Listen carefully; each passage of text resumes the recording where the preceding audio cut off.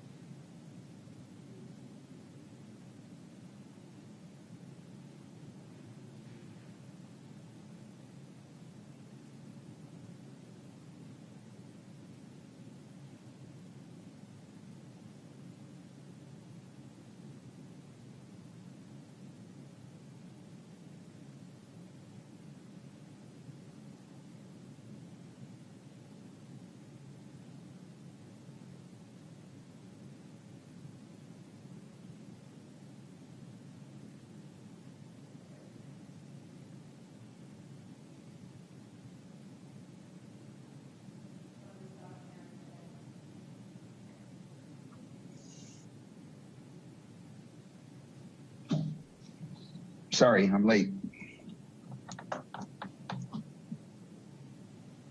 Can you hear me? Yes, we can hear you. You're right on time. Okay, thank you. All right, I think we have everyone, so I'll go ahead and call the meeting of the Board of Public Utilities for the City of Santa Rosa to order. If we may have a roll call, please. Yes. Chairman Galvin? Here. Vice Chair Noni? Here. Board Member Badenford? Here. Board Member Grable? Here. Board Member Mullen? Here. Board Member Watts? And Board Member Wright? Here. Great. Well, thank you, everyone. Reminder to please mute your phones or your microphones when you're not speaking. Also, to please put away all cell phones and personal computers. With that, we will move to item 2, any statements of abstention by board members?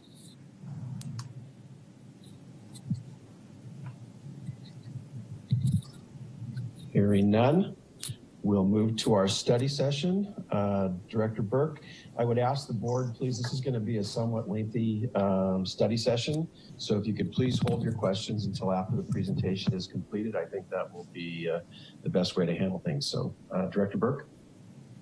Thank you, Chair Galvin, members of the board. As the chair mentioned, we do have a quite lengthy overview of a good baseline information about the city's recycled water program. And we will be having Deputy Director Regional Operations, Joe Schwal, as well as Dave Smith with Merritt Smith Consulting doing the presentation. For those that may not be aware, Dr. Smith has been a consultant to the city and the subregional system since 1986, and he's assisted us with numerous permits, compliance planning, a reclamation system, as well as discharge operations and planning capital projects for our system. So he's going to be a great asset to this presentation today. So we'll take it away, Joe.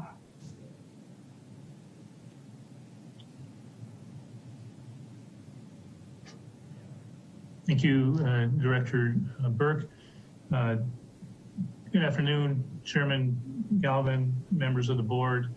As Director Burke stated, I'll be giving you a walkthrough our reuse program, going into some detail on some of the aspects of it, and Dave will be handling some of the background that got us to where we are today. So if I could have the next slide, please. So I'll be starting off the program with an overview of the major components. Then Dave will take over and talk about some of the drivers that got us where we are today. Then I'll come back to talk about the Geysers project, what the program looks like currently, and sprinkled into the end of all that, I'll be talking about operational considerations, how the components work together so that we can manage the flows that we receive and reuse. And then at the end, Dave will come back and talk about future opportunities for efficiencies and resiliencies. And then we'll have a little wrap up and time for questions afterwards. So next slide, please. So there are four main components of our program. In order of flows, the Geysers Steam Field Recharge Project is a year-round reuse option that, as a side benefit or as one of the benefits of the program, produces renewable electricity for our region. The agricultural irrigation component is our next largest segment. Over 6,400 acres of pasture, hay, grapes, vegetables are irrigated, and the water that we provide there supports local agriculture. The urban irrigation program is our third reuse option. It's a smaller program than the other two, but still is valuable to us and to the city because it helps preserve potable water. The fourth aspect of the program is our discharge to creeks and receiving waters. This is our winter-only option. We use it only as needed, and as you'll see, some years we use it and some years we don't. Next slide, please. So I wanted to show some of the relative volumes and importantly, the variability in the flows that we handle each year. So the graph on the right is a high-low chart that the horizontal bar shows the average of the years 2006 to 2019. And the vertical black line shows the variables of range, the range that we've received in those years. So the far left marks are for the total flow that is produced by the plant. You can see the average is just a little under 7 billion gallons, but the range is substantial, between 5.7 and 8.2 billion gallons. And I'll just say as a side that this year it's looking like we'll reach a new low for this, this time period. Moving to the right then is the Geysers, which I mentioned is the part of the program that uses most of our reclaimed water. It averages a little bit over 4 billion gallons a year, and the variability there is somewhat less than the plant's variability, but still there's quite a bit of room for operational flexibility year to year. Then moving to the next bar is our agricultural irrigation, which sits at about 1.6, 1.7 billion gallons a year. You can see the variability there is pretty small by kind of by the program standards, but it's an important variability for the customers. That low end is very problematic for them. The fourth mark is our urban irrigation, which is at about 0.4 billion or 400 million gallons a year, and it's pretty stable. And then the last bar is our discharge. And it also sits at about 400 million gallons a year as an average, but the discharge is very sporadic. In half the years since 2006, we have discharged zero, but we've had a couple of years that have been substantially more than that, the highest being about 2.1 billion gallons. So that variability is an important aspect, important component of our program, because it makes operational flexibility very important to us, so that we can get through each year without discharging, if at all possible. So at this point, then, that's what the program looks like at the moment. But right now, what I'd like to do is turn this over to Dave Smith, who will then give us we'll be talking about the background history of our system. Thank you. Good afternoon, everybody. This graph on the right is sort of a condensed version of one you're going to see more of, and it's intended to illustrate the transition of operations from pre-Geysers to the first year of Geysers operation in 2003 and 4. As you can see, during this particular period, the discharge or the total volume handled by the system was pretty close to about 7 billion gallons. But in that last year, you can see how the distribution changed from just being irrigation and discharge to including water going to the geysers. So we're going to be kind of sticking with this theme in terms of graphical representation of system operations as we go through this. So I wanted to, as Joe and Jennifer mentioned, kind of give some background as to why the system looks the way it does. The treatment plant began operations in 1968 as a secondary plant, and secondary treatment was not enough to prevent degradation of water quality in the laguna to avoid summertime discharge prohibition. And it was that summertime discharge prohibition that was imposed in the 70s that led to the development of the irrigation program. The irrigation program was to avoid discharge in the summertime. And it required development of storage ponds, pipelines, and pump stations, and agreements with irrigators. Those irrigators were paid incentives to make sure that the water was used and we could start the next season, that is in October 1, when the discharge season nominally begins, with empty storage. However, in 1985-86, the flows into the system, and we're going to be looking at how the flows developed year to year, those flows were exceeded the system's capacity to manage them in compliance with the regulations, which limited discharge to 1% of river flow under certain conditions, and more was allowed under other conditions. But the city was not able to operate within those limits, and there was an unauthorized discharge during the 85-86 discharge season, and that led to, if we go to the next slide, please,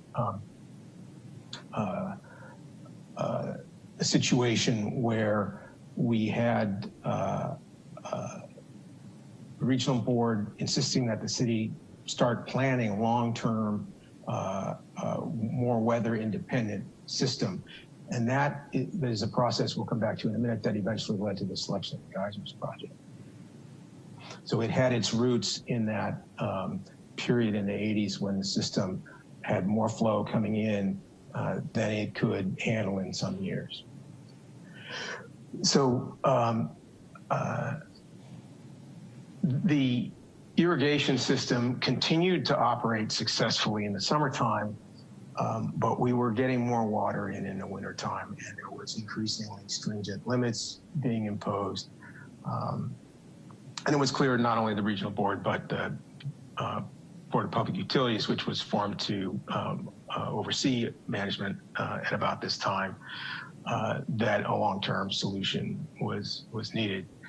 Go to the next slide, please. And one of the things to keep in mind is discharge used to be a lot less expensive. And the cost of discharge has gone up quite a bit. I think the board is aware of the nutrient offset program that has been imposed on the city by the Regional Water Quality Control Board. And the city has to, under that program, implement projects to offset the phosphorus in the discharge.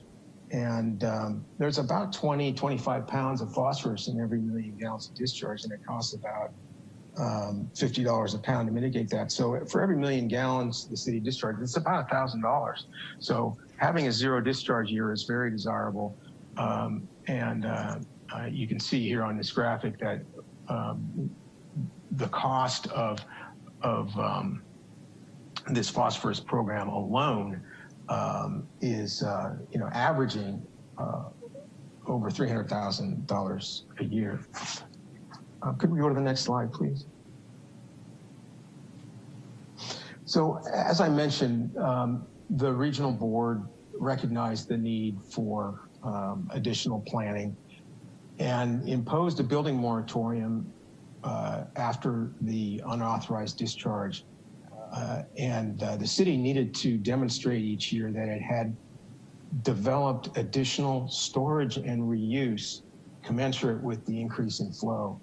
And that increase in flow is shown here on the less jagged, darker line on this graph. And that is read on the left side as in units of million gallons per day. And it ranges on the left side here between 12 and 20, the range of the graph does. And you can see that increase that was occurring during the long-term, that is what led to the Geysers project planning phase. And if you go to the next slide, please. And then click once more. You can see what we were looking at in the way of at that time, when we were all looking at this in the mid 80s and early 90s, we were looking at seeing 25 million gallons a day at the treatment plant by about now, 2020 to 2025. And so the Board of Public Utilities and the council was keen to develop a project that could serve the city's needs rather than having to build storage each year, go find another storage site, go find some more land to be irrigated and just build the system that way. That was proving untenable. Wanted a large solution that would last the city into the future based on flow projections at that time. And so that led to the long-term project that was the Geysers. However, as this board knows very well, water conservation was implemented in a manner that was not anticipated in the 80s and 90s. And you can see the result here on this darker line that flows have come down at the treatment plant. And so the city has less recycled water than planned. That's good if we're trying to minimize discharge. That's not so good if you're trying to make water available for reuse. And so we'll talk in a minute about why the Geysers agreement is structured the way it is, but it was developed in anticipation not of the decreasing average dry weather flows, but in anticipation of some increase over time. I want to also point out the more jagged line here, which is red on the right side of the graph. That represents the amount of water, the total amount taken into the system each year. That the darker line is the average dry weather flow. So that reflects the human waste and commercial and industrial waste component of the flow. And the difference, the reason it varies so much from year to year is rainfall making it in the system, how much rainfall we get and how much of that makes it in the system. So in very dry years, really all we have is the human and industrial commercial waste coming into the system. In wet years, we have a lot more. So you can see that there's a lot of variability. And you saw that in the graph that Joe showed, the variability between years. But here it is each year demonstrated. So this is what the operators of the system need to deal with is that variation from year to year and not knowing what it's going to be, only knowing that it could be anywhere between 5.7 billion gallons a year and could be as much as 8.5 or has been as much as 8.5 billion gallons in a year. Okay, next slide, please.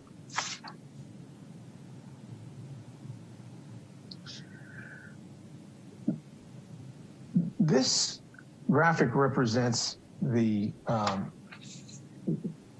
tool that the operators use each year to manage how much water the city has in storage. This shows the amount of water in storage, the arced line through the middle there, the average says average 2004 to 2019. That is the amount of water, recycled water in storage at any given time on average during that 2004 to 2019 period. And you'll see a line there called upper operating limit, and that's established as a sort of a rule curve to make sure that we don't end up with more storage, more water on hand than we can deal with at any one time. The operators have done an outstanding job of keeping that actual storage from getting up near that upper operating limit. And that is established because you can get 50, 60, 70 million gallons in a day. And if you get a couple of days back to back in the system, you can jump 200 million gallons in 3 days. And at a time when you can't discharge very much because water levels outside the ponds are so high, and we rely on gravity discharge for the most part. So as Santa Rosa Creek goes up, storage is going up because there's a lot of rain also, and discharge capacity goes down potentially. So it's really hazardous to have storage right up near that upper operating limit, and that's one reason that storage is operated conservatively. So storage begins to increase in October after the irrigation season is over, and it begins to decline. Or let me put it this way, it would increase faster in January, February, and March if there was not discharge. You can see around the January 1st, the slope changes a little bit of that line because discharge typically, if it's going to occur, occurs then. Okay, so if you could click once more.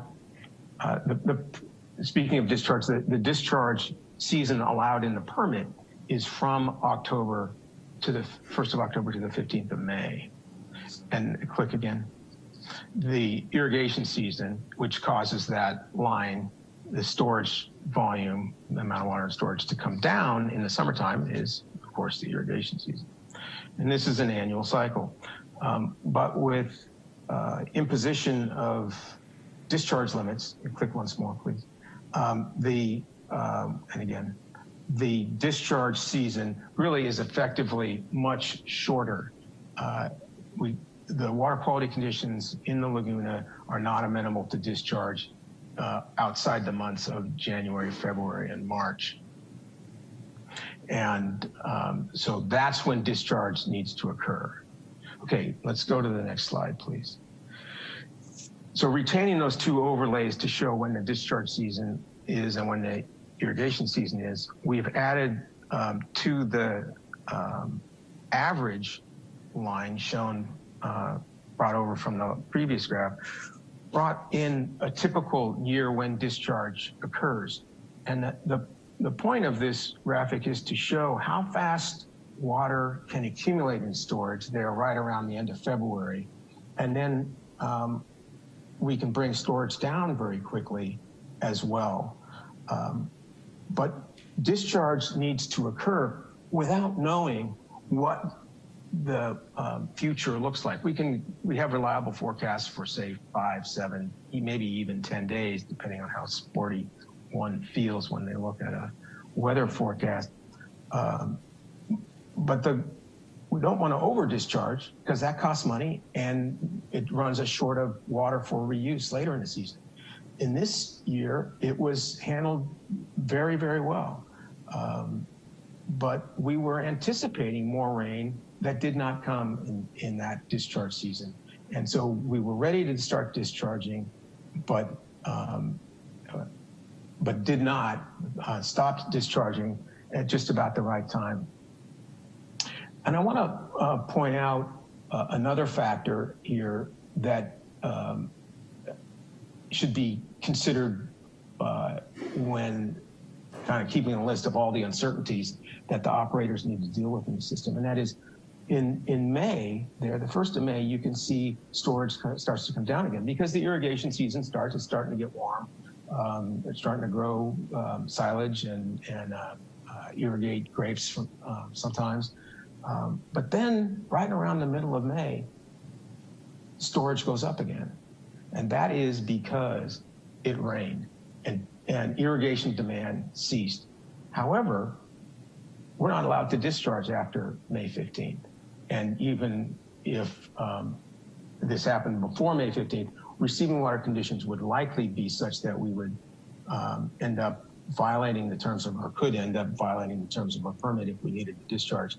So there's another reason not to run storage right up to the brim of storage ponds, because we do get rain in the spring after the discharge season ends, and we need to be able to contain it, because discharge isn't possible and irrigation turns around and goes to zero in response to rain typically.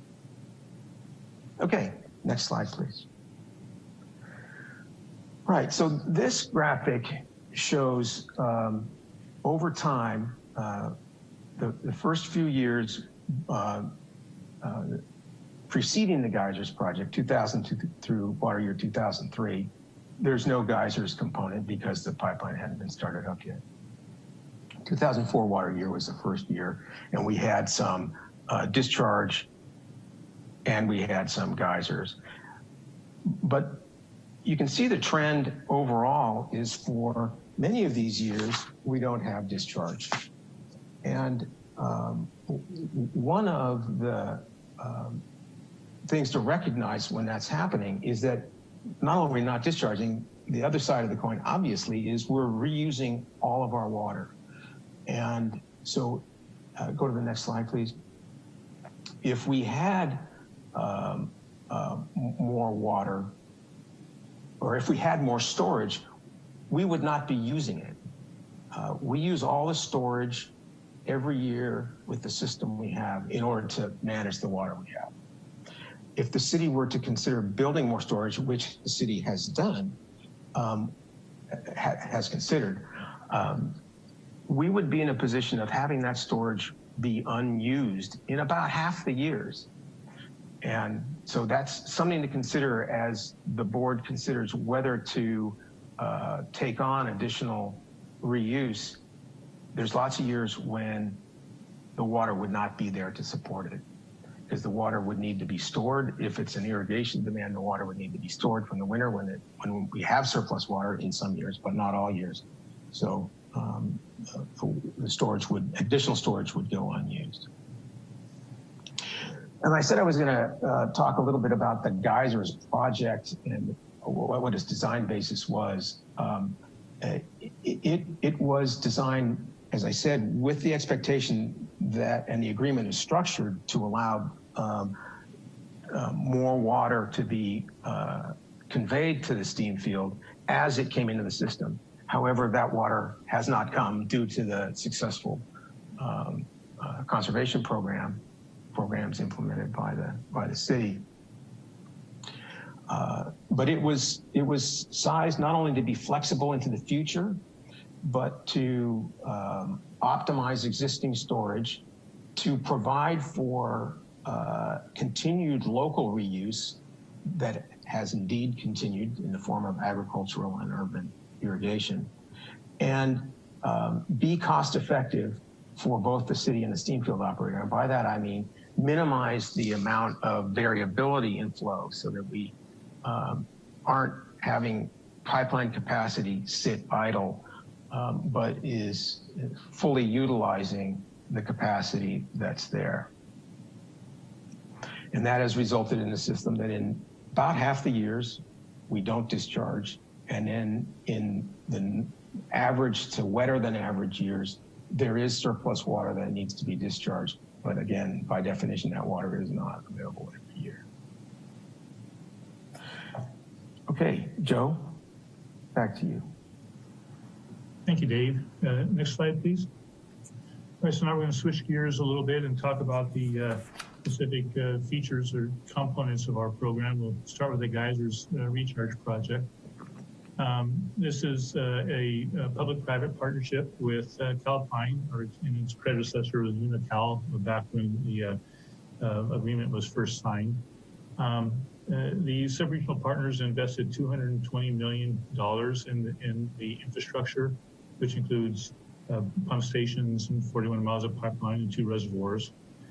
The annual debt on that investment that's paid by the city of Santa Rosa ratepayers is about $17 million a year. In addition to the $220 million that was invested by the partners, Calpine invested nearly $85 million to develop the infrastructure to receive and distribute the water to their steam fields. And I note that that investment is ongoing.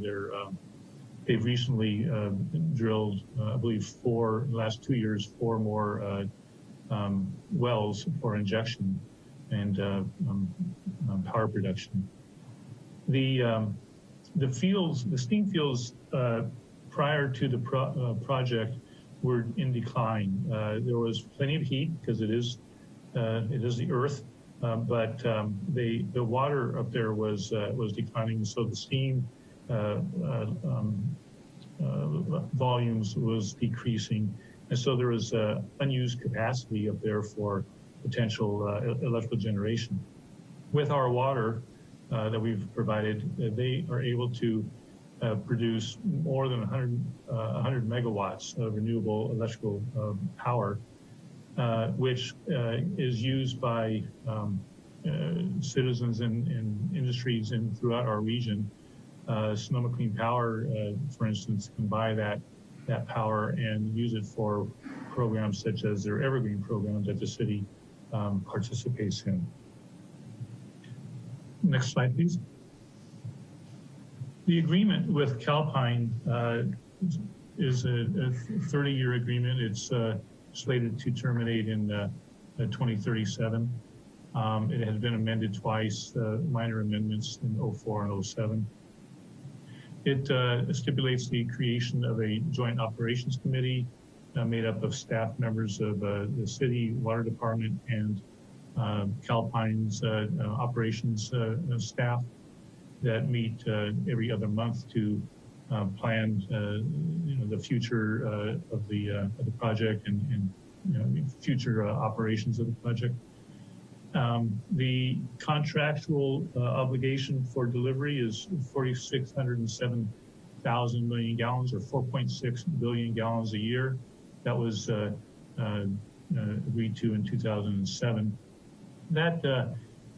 That contract amount, though, can be reduced or changed by mutual agreement for maintenance shutdowns that both Calpine and the city take advantage of to take care of the infrastructure associated with the project, or by a force majeure, such as the Valley Tubbs or Kincaid fires that we've suffered through in the last 7 or 8 years, as well as the PSPS events that we've been having recently as well. So those sorts of events can potentially lower the contractual amount by whatever amount is affected.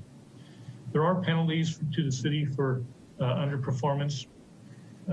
If we deliver less than 90% of the contract, the initial penalty is $360,000, which will increase by $60,000 for every percentage below 90% or below 89% that we deliver, up to a maximum of $1.2 million. Now, I should also say that there is a mechanism for avoiding that monetary penalty, and that is within 4 years of underperforming, we have the opportunity to make that water up, and that's a nice feature, but operationally it's problematic because while we typically deliver 93% of the contractual amount, in a year that we're trying to make up water, make up that shortfall, we would have to first provide 100% of the agreement amount, and then anything over that makes up the shortfall, and that would We're talking 350 million gallons, somewhere in that range for the first percent of additional flow that currently, is used elsewhere, is used by our ag irrigators, for instance. The chart on the right shows a typical flow year. The dark black line is our delivery for the year. That is measured on the left to flow. The pale bluish gray line is rainfall in that year. And I'm showing this to show some of the flexibility that the Geysers pipeline affords us. You can see in a typical year, we start off fairly high in the 17 million gallons a day range and dropping down as the winter kind of wears on. And then typically we would stay down, but in 2017, we received 5 inches of rain in late April and early May. And so in response to that, our storage supply was increasing to the point that we decided we would increase our flow to the Geysers to try to, as Dave was mentioning, manage our storage capacity late in the season there. So we arranged with Calpine. They agreed to accept the extra water at that time. And once we got through that rainy period, we dropped the flow back down to low rates through the summer. And then it doesn't show it here, but in late August, there was a 2-week shutdown for maintenance where there was no flow. And then by September, when we started up again, irrigation season was effectively over. And it was time to lower our ponds again. So we started off with fairly high rate to get the pond under control, and then lowered it in October. Then the rains finally came in November, and of course, you can see that we increased our flows in response to that. So this operational flexibility that the Geysers project gives us is very handy to us. Next slide, please.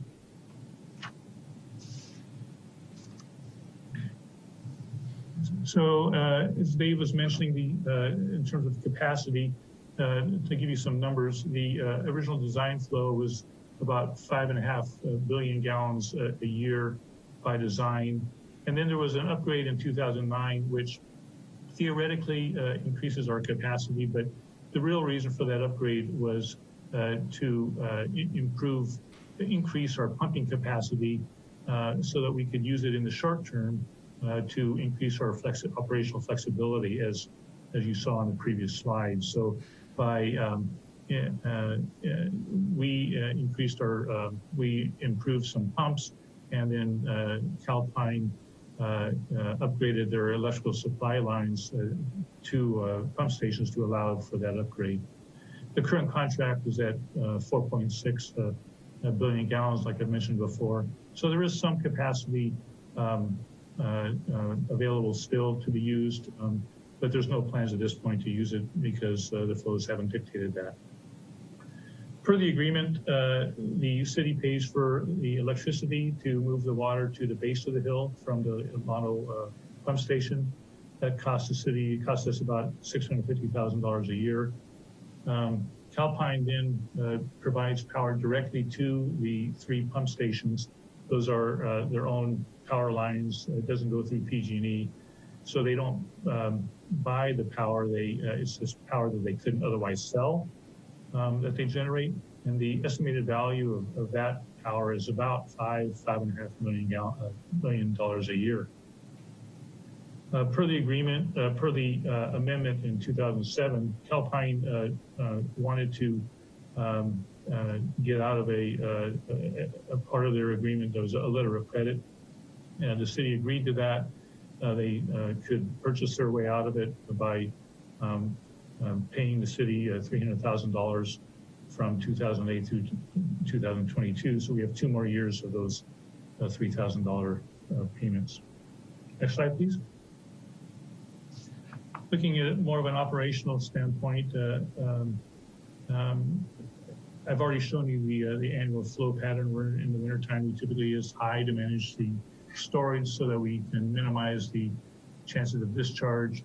In the spring, we reduce it as flows and the threat of discharging decreases. Low flows during the summer, and then high flows will increase as if and when rains come. And that's an important consideration. We can't, throughout the year as we're pumping to meet our contractual obligations, we can't depend on it raining in November and December. And so we can't really backload the our flows too much. So we have to really kind of plan for a dry fall most years. We do target about 93% of the contract amount, and then we do typically plan a 2-week maintenance shutdown in the summer.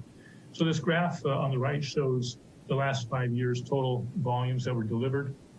The 4 graphs that are hash marked are years that were affected by force majeures. So the contractual amount was different than the 4,600 kind of base amount, except in 2016. That was the only year out of the last 5 where the base amount was not affected by a force majeure. Next slide, please. To move on to the next facet of our reuse program, that's irrigation program, which is agricultural and urban. So, as we mentioned, the water is used for a variety of crops as well as landscaping. Maybe it's obvious the heaviest use for this reuse is May through September. The agricultural component of our program is interruptible, and so by being interruptible, it really means that we don't have a set amount that we are obligated to provide each year, and that's a really important aspect of our program. That so we have operational flexibility. We provide them all that we have, but there's some years where we give more, some years where we don't have it, we give less. Urban is uninterruptible. We don't have a set amount there, but if they want it, we're obligated to provide it, just like the potable water system. And the graphic shows the acreage change over time from 2001 to 2019.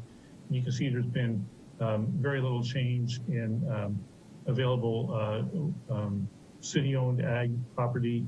There's been a little bit of change in the private ag acreage, and there's been more of the change, at least from a percentage standpoint, in the urban reuse program. One thing I want to mention, though, is that not all acreage is created equal from a reuse standpoint. From 2001 to 2019, there's been a fair amount of acreage that has gone into vineyards, and vineyards used about a third of the water as pasture. And this was a concern when it started happening some years ago, but it really isn't a big issue for us now. But it does point out that we don't have control over that aspect of our portfolio. The crops that are raised on the private property is the purview of the owner, obviously. Next slide, please. So here's the same slide that Dave showed you. What I want to point out here is that when the Geysers came online in 2004, 2 things happened. One is, as Dave pointed out, our discharge became 0 in many years and was greatly reduced in all years. But also, if you look at the black lines, the black portion of the columns, the amount of water that's available to ag irrigators has diminished as well. In 2003, 2004, we actually discharged more than we irrigated. But even so, the amounts in those years before the geysers is, roughly twice what is being irrigated in some years nowadays. And that variability is difficult to manage for us. It's difficult to manage for our customers, and there's costs involved in that. And so we'll talk about how we deal with that a little bit later. In short years, it's the hardest for staff to manage, and I think that's goes without saying. One of the issues that we have from a management standpoint is we want to provide irrigation water throughout the entire season. Some farmers want their water all at once, and it doesn't matter for their crop if they run out of water in the middle of August. Other farmers need their water throughout the season until the very end when their final crop comes off. Vineyardists especially want water late in the season for an after harvest irrigation. And so it's sometimes we're trying to be all things to all people, but it's a challenge for us when supplies are short. The other thing that's important to note is that because our storage is only 20% of our annual production, that we produce about half of our irrigation water during the irrigation season. So we're producing it as it's being used, and so that's why it's being able to control the rate of consumption is critical. It's not just the volume that needs to be managed, but it's the rate of use that's critical, so that we don't run out early in the season and then fill the water up again as we produce more and then restart the irrigation program. That doesn't work for anybody. Next slide, please.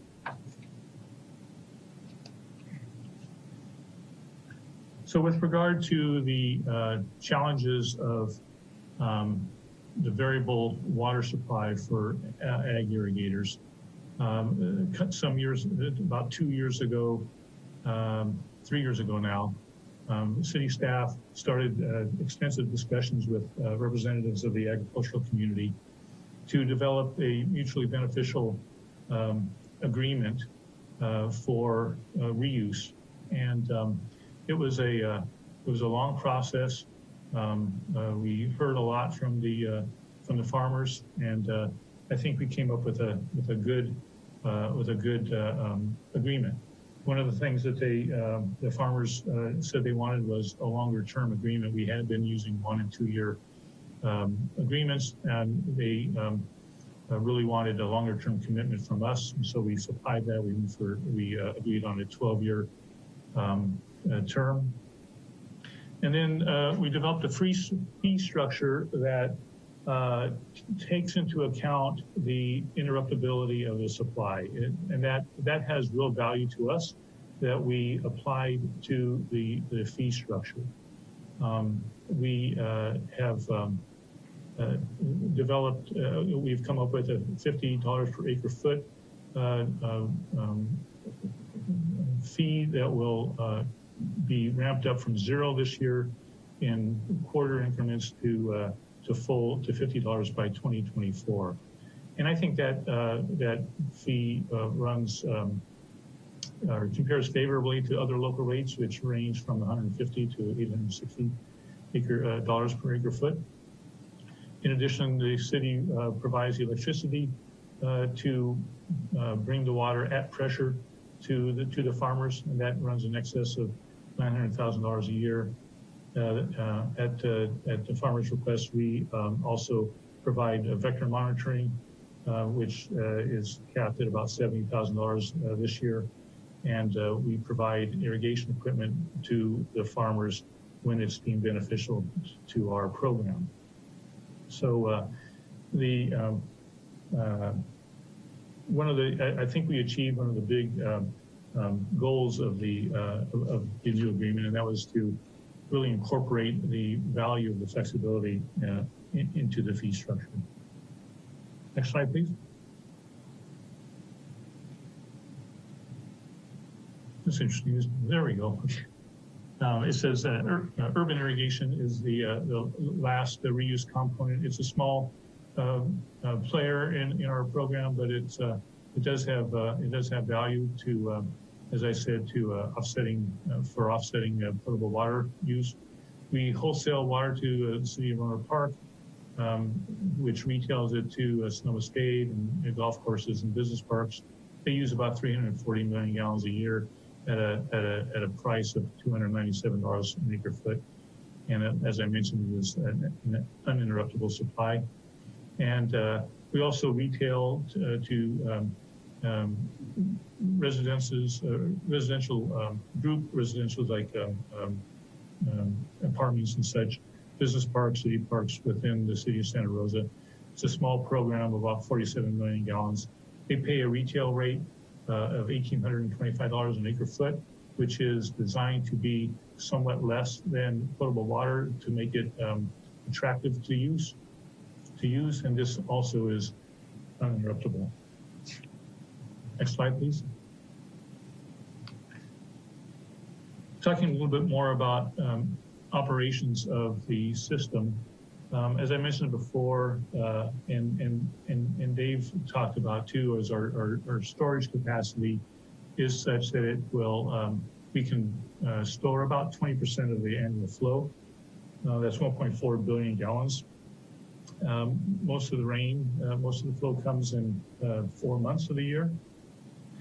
And storage by itself is proved itself to not be sufficient to prevent winter discharges. So this graph on the right is meant to show the black line going horizontally is 1.4 billion gallon storage capacity volume.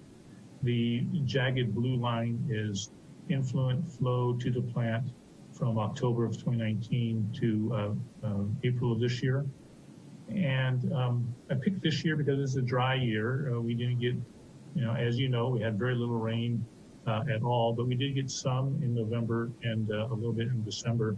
But that is a very small amount. The plant flows, increased from about 14 million gallons a day to 25 million gallons a day. In a large storm, a normal winter storm, those flows would pop up to 40 to 50 million gallons a day and would stay there for 4 or 5 days without dropping.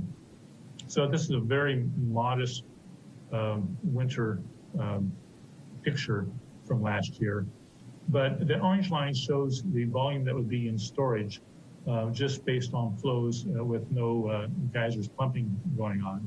And if we started the year at zero, absolutely no water in our storage, we would still be looking at discharging sometime late December of this year, actually 2019. And it shows that very quickly, without a way to attenuate the storage use with the geysers pipeline, we would be back discharging frequently and at high volumes. As Dave mentioned, in 2018, the board studied and decided not to pursue more storage at that time, and mostly because most of the years it wouldn't be used. Next slide.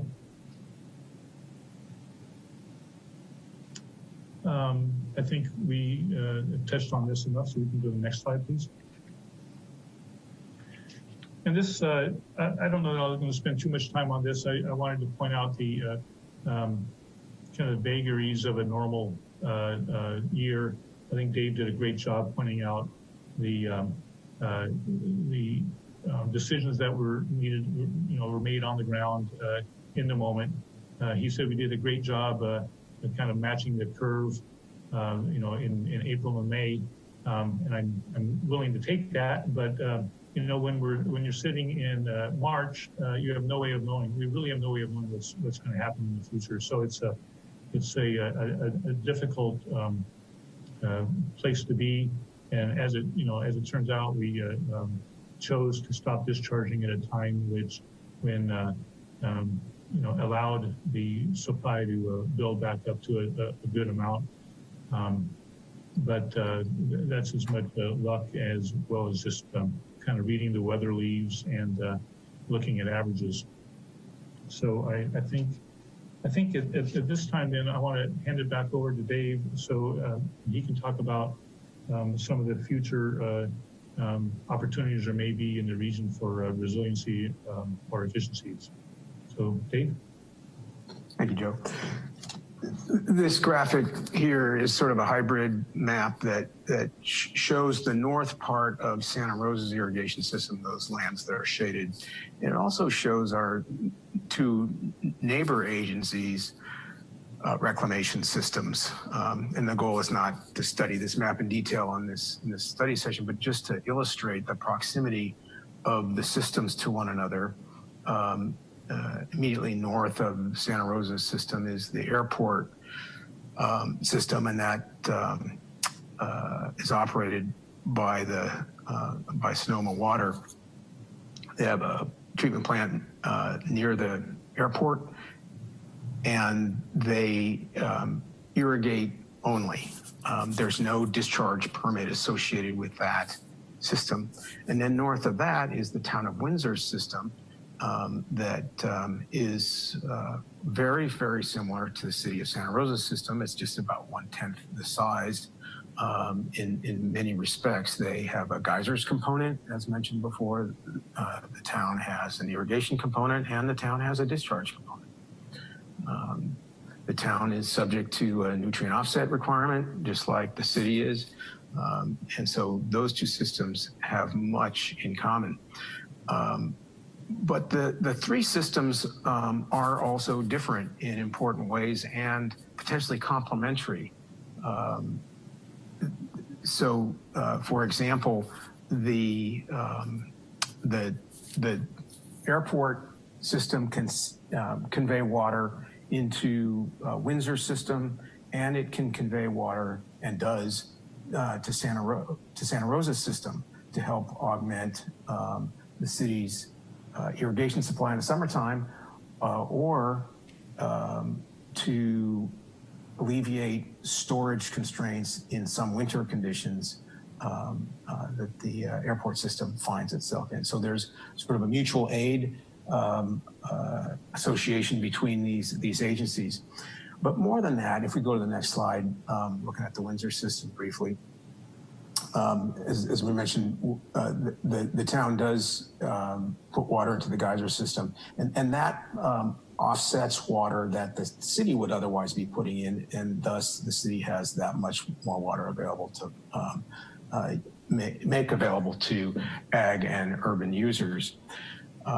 The system in Windsor is constrained by storage a little bit more than the city's is, and may benefit from using some of the water agencies' available storage at that pond out east of the airport called Ocean View.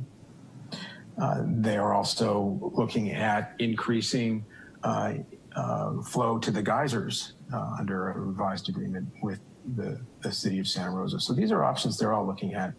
The next slide, please. There have been two studies that have been done on behalf of the three agencies to look how each, or at least some, might benefit from better utilization of these resources that each agency has.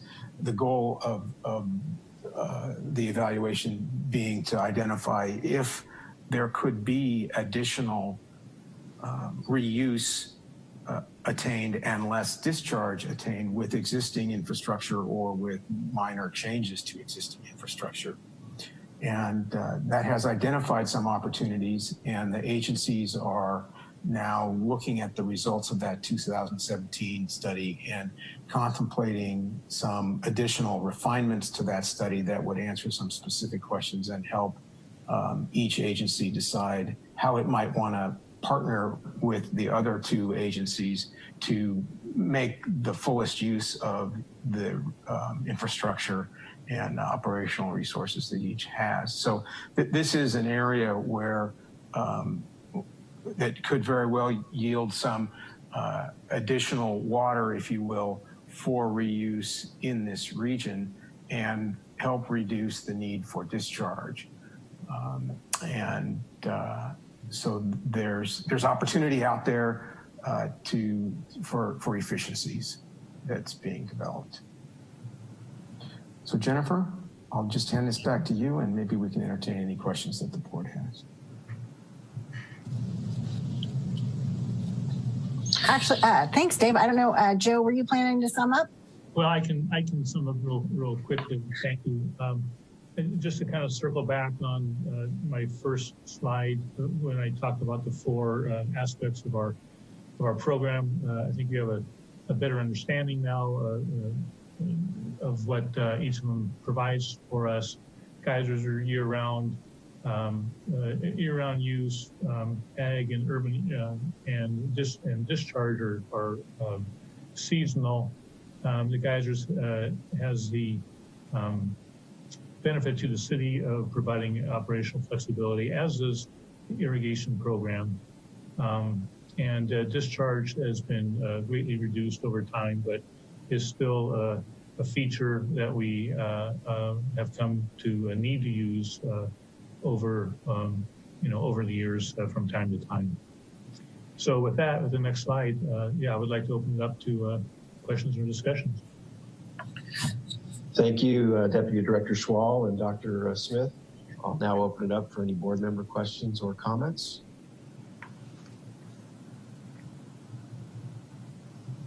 Vice Chair Arnone. I guess I have a question about slide number 19 showed the various allocations between discharge geysers and irrigation totals for the years 2000 to 2019. And I noted that since about 2005, the amount allocated to irrigation has remained within a relatively narrow bandwidth. And I guess my question is, do we have any sense, based on the data we have now, about where that black bar will be for the calendar year 2020, and whether it's going to be outside of that relatively narrow range or within that range? It's likely to be a little lower than the range. I think 2011 is showing 1.7 billion gallons of irrigation. That's about where we think we're going to be. We're going to be a little shy of that, though. Probably that's what we were planning on, 1.7. But we didn't receive as much water from some of the waters as we had been told we could plan on. So we're going to be a little shy of that number. Okay, thank you. Other board member questions or comments? Yeah, this is Chris Grable. I have a few questions. Sure, Chris. My first question is just regarding kind of our contingencies and discharge. I noticed definitely there are some years where we don't discharge, and I try to keep up on these presentations. I've seen them before, and was fortunate enough to be in the Ag Water Ad Hoc subcommittee on this. But in the graphs that Mr. Schwab showed, I just wanted to know, it went back to 2006, I believe. My question would be, how many times since 2006, in the times that we've avoided discharge, it'd be good for me to know how many times that we have mitigated or avoided discharge by utilizing our irrigated or ag partners, just to be able to start to evaluate what that value to the city is, and also mitigating those fines and obviously the environmental effects. That would be my first question.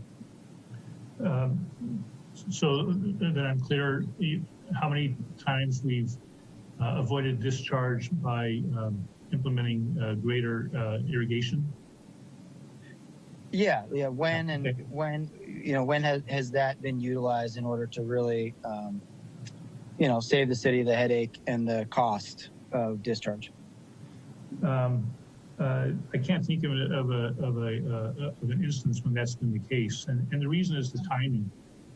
We need to we need to discharge through that during that narrow window of January through March, and because of that's when the flows come in, and that's when there's no opportunity to irrigate in any significant way. So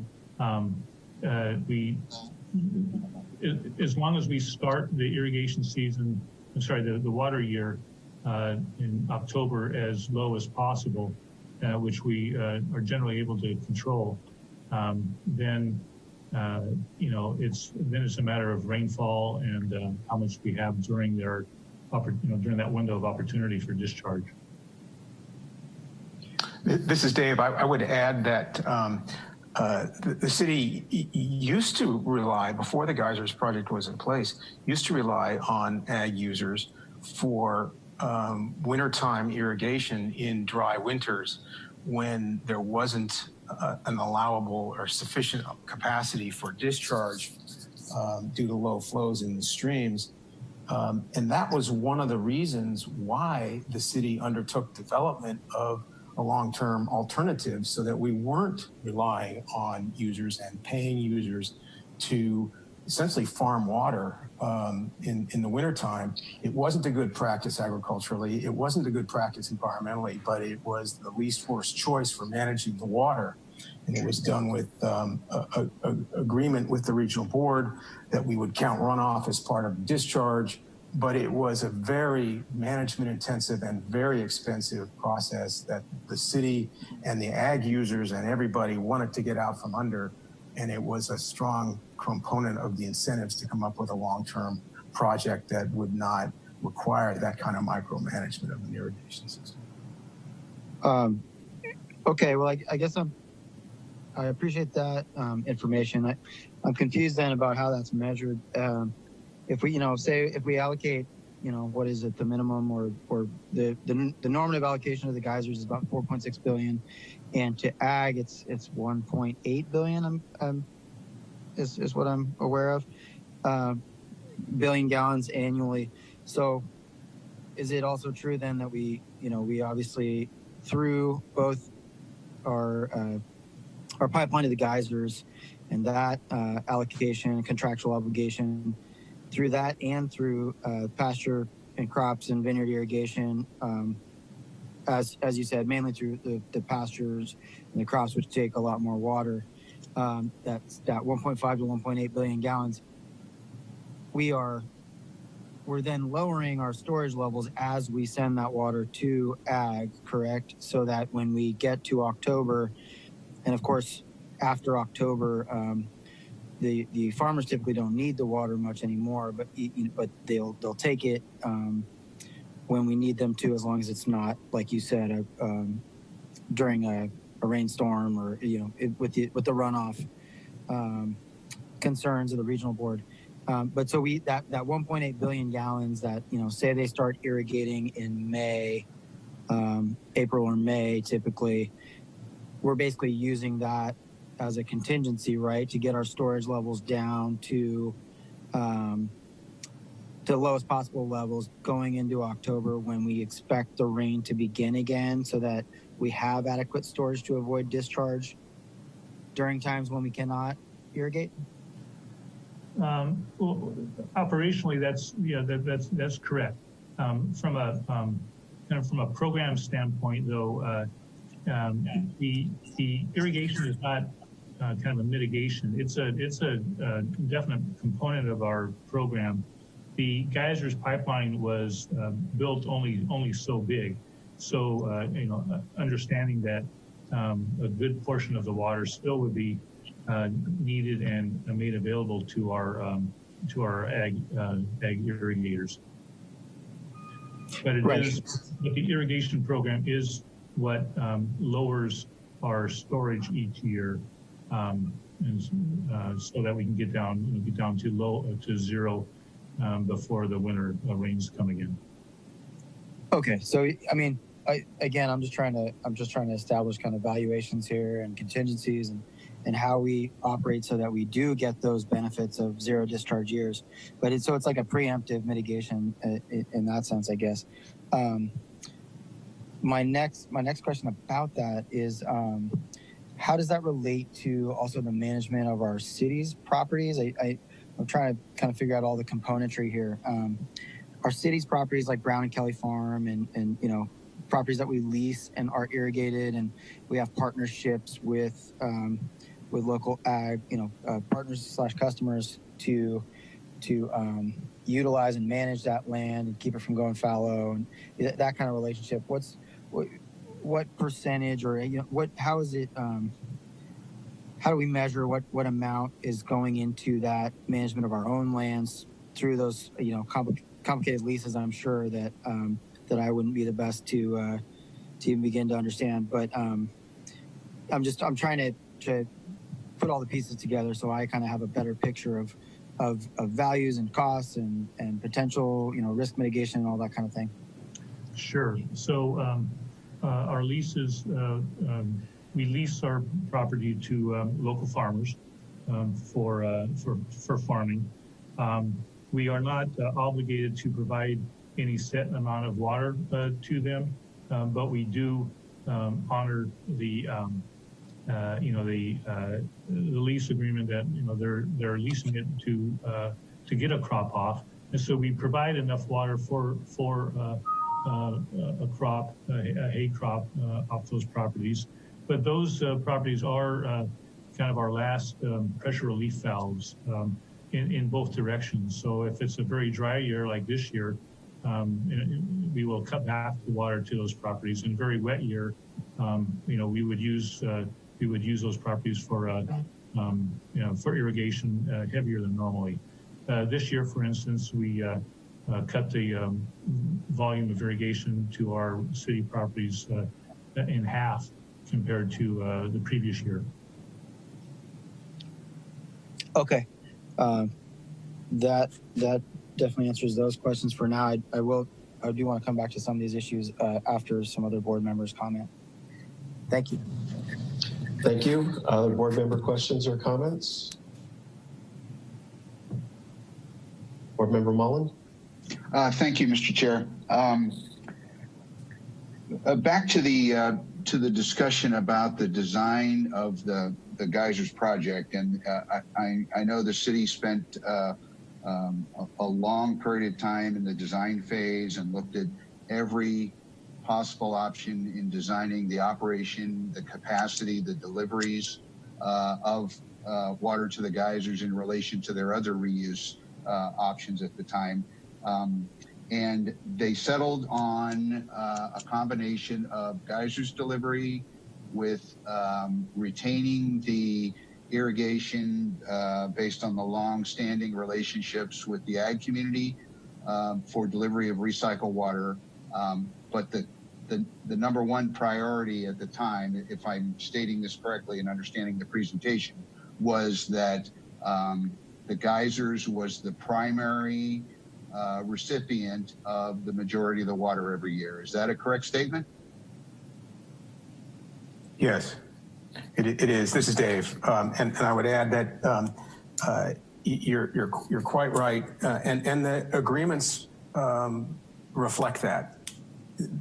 Nobody on the city's part wanted to invest over $200 million in a project that was going to be secondary and not be fully utilized, and the steam field operator felt the same way. So with the amount of money involved being put on the table by both parties, it had to be the primary system for both. Thank you. And so in selecting that split or that alternative between reuse and the geysers, we also brought in urban reuse, which is a different class of users, and they pay for the water because it's basically a commodity. And I'm speaking about parks and golf courses and those type of uses. And that's a growing market, particularly in California, because of our weather and our water supply issues and the growth that we experience here. It's not just our region; it's all over the state. And so that's a new frontier in the ability to deliver and provide water supply using recycled water. Yes, that's true. Okay. So that being said, I think based on the choice we made 20 years ago to choose the option that we pursued and have since installed and operated for the last 17, it respects and values the element of recycled water delivery, continuing to deliver to the ag users. However, given the rating or the obligations of the other uses, it's an interruptible service. So I wanted to just make clear I understood that, because the correspondence we got recently from the director of the Farm Bureau suggests that somehow we don't value the ag users, and somehow we have hidden the ball or changed the rules or somehow changed the game with respect to that. And I think our answer to that, based on our presentation, is the weather has a tremendous impact on our ability to meet certain obligations from one year to the next. And anybody that's lived in California over the last few decades would agree that we go through cycles, and there are cycles when we have so much water we don't know what to do with it, and then we have other times like this recent year where we get very little water, and it greatly impacts our ability to operate our system. So I wanted to just make sure I understood all that based on this presentation. So I appreciate the answers to my questions. Thank you. Thank you, Board Member Mullen. Other board member questions or comments? Board Member Badenford? Great, thank you. Great presentation, I appreciate it. I've had pieces of it here and there, and all together is really helpful. A couple just clarifying questions for my own information. The presentation, you mentioned both unauthorized discharges and regular discharges, and then restricted discharges. And so I suspect that unauthorized means somehow outside of our permit or above and beyond a permitted level, but I'm just hoping there's some clarification there for me on that one. And then there's a couple more. Sure, and I apologize for maybe using more terms than necessary to describe the same thing. But yes, the city was and still does face limits based on the quality of its effluent and based on the effect of its effluent on the quality of receiving waters, and based on the quantity of receiving water flow. And in the 80s, the receiving water quality limits were not so much the restricting factor, the limiting factor on discharge. It was primarily the limitations on the quantity of water we could discharge relative to the quantity of water in the Russian River. And so it was unauthorized in the sense that it exceeded the quantity limitations based on the relative flows of the system. But from a regulatory standpoint, a violation is a violation. I think you're making that point correctly. Thank you. Given the multiple complicated buckets of our system and the prioritization that you helped make really clear today, I appreciate. It obviously then requires tremendous balance and tremendous forethought, even though perhaps agricultural irrigation is not the primary priority. It's still provides operational flexibility that at least our city and our staff and our council has, and our board has prioritized as well. And I know that tremendous effort goes into to trying to maintain that balance as best as possible. And I don't know if there's necessarily a question there, but a statement. As over the years, as our recycled water supply has declined, be it through conservation or whatnot, how do we decide how many agricultural customers we have and how we bring those on? And obviously, a dairy uses a different amount of water than a grape grower does, and so I'm interested to know. Has the number of agricultural customers changed to follow that reduction, frankly, in recycled water supply? And just how do we manage that and think about that as a staff? That's an excellent question. I don't have historical knowledge of when the last time we've added any new acreage to our system. You can look at, seeing the graph though that I presented that showed 2001 for acreage versus 2019. The overall acreage really hasn't changed very much at all. My guess is that we haven't added significant numbers of users over time. We may have changed the owners of the property and kept in fact, I'm sure we have kept the irrigation program available to that kind of went with the property as owners changed. I do know that we we continue to get requests for additional from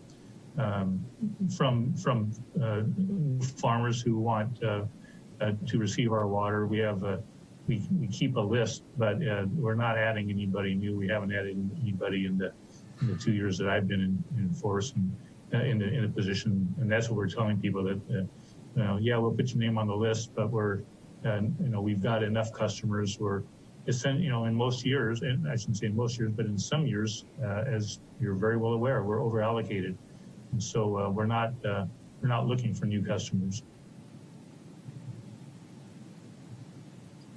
And do you have a sense of over time as the supply has declined?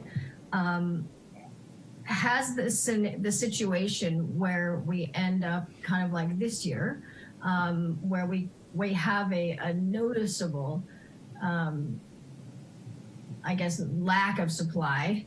If those two things are meeting up over the years as recycled water supply declines, but we still want to maintain this kind of operational flexibility that does come, I think that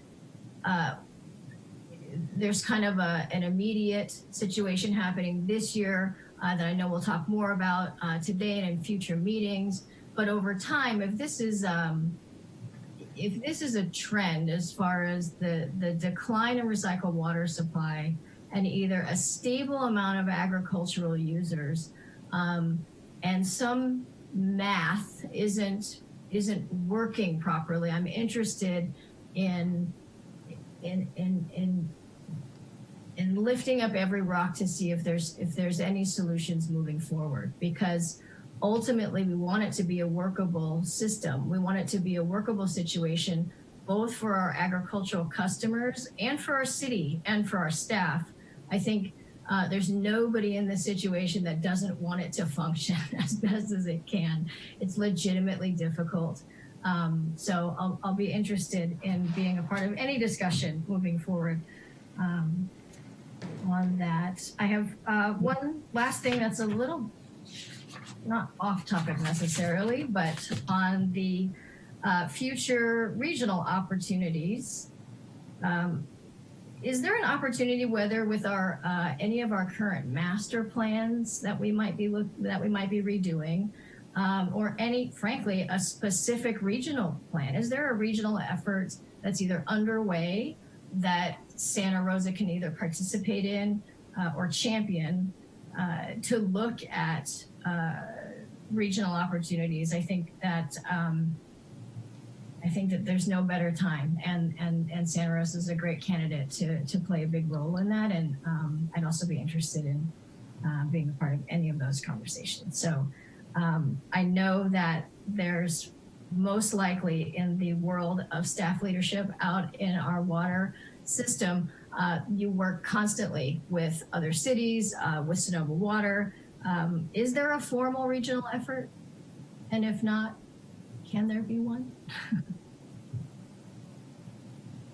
I'll speak to that initially, and I do want to recognize, Joe or Dave can chime in, just in terms of that balance. And you know, we do look at it closely, and also, you know, in recent years, we've been able to provide the recycled water that's been needed without needing to have a cutback. So, you know, it is very weather dependent. And so this year is just, it's incredibly dry. And that really is the biggest impact and factor. And the operational flexibility that we do get from our agricultural customers is really beneficial in those dry years. And so in terms of having more reliability, that's always an option that can be looked at, but it would be much more expensive. And not necessarily something I don't think we've heard is of interest from our agricultural customers. And one of the things that we do, you know, suggest and encourage is really to consider having a backup water supply. It makes sense from a conjunctive use perspective, and also, you know, from a perspective during these really incredibly dry years, there's still going to be benefit to the customer to be able to use our recycled water when it's available, and then supplement with additional water supply. So we're always encouraging and highly encouraging that should be something our customers should consider. With regard to the regional work, we've been having some conversations and having some informal meetings so far, and have recently requested through a process to get a scope together to start working on something a little more formally. So we've had those informal discussions already between Windsor, Sonoma Water, and Santa Rosa, and we're going to continue that and make that a more formal workload, kind of building on the work that we did most recently in 2017, which was a formal contract that we were working on together. Thank you, Director Burke. May I chime in? Absolutely. Regarding Board Member Banfort's question about is this a trend for low water deliveries? I was just looking at the graph on the chart on table 19 or slide 19, and looking at the last 8 years. There's been 1 year. This is prior to this year. There's been 1 year where we've had less than 2,000 million gallons available for irrigation. But then the 2 years prior to that were short years and drought years. So I think it's early to call this a trend. It very well may be a drought, and you know, it's your guess as well as mine how long it may last. And you know, it's too early to call it a drought. I'm sure Jennifer wouldn't want to use that D word, but you know, so in some aspects, this is an anomaly. It's a very short year, but the previous years had been really full irrigation years. Thank you. That's helpful. Appreciate it. Thank you. Board Member Grable, did you have more questions or comments? Yeah, thank you, and thank you to the board for all the other questions. That was really helpful for me. I had one more question just about a couple more questions, but one about the Delta Pond improvements, and just how that how big of a part has that played in kind of the predicament we're in with the shortage of supply and in the projection to be able to allocate water to the ag users? Sure, that's a topic I was planning to talk about in my update, but I'm happy to talk about that now.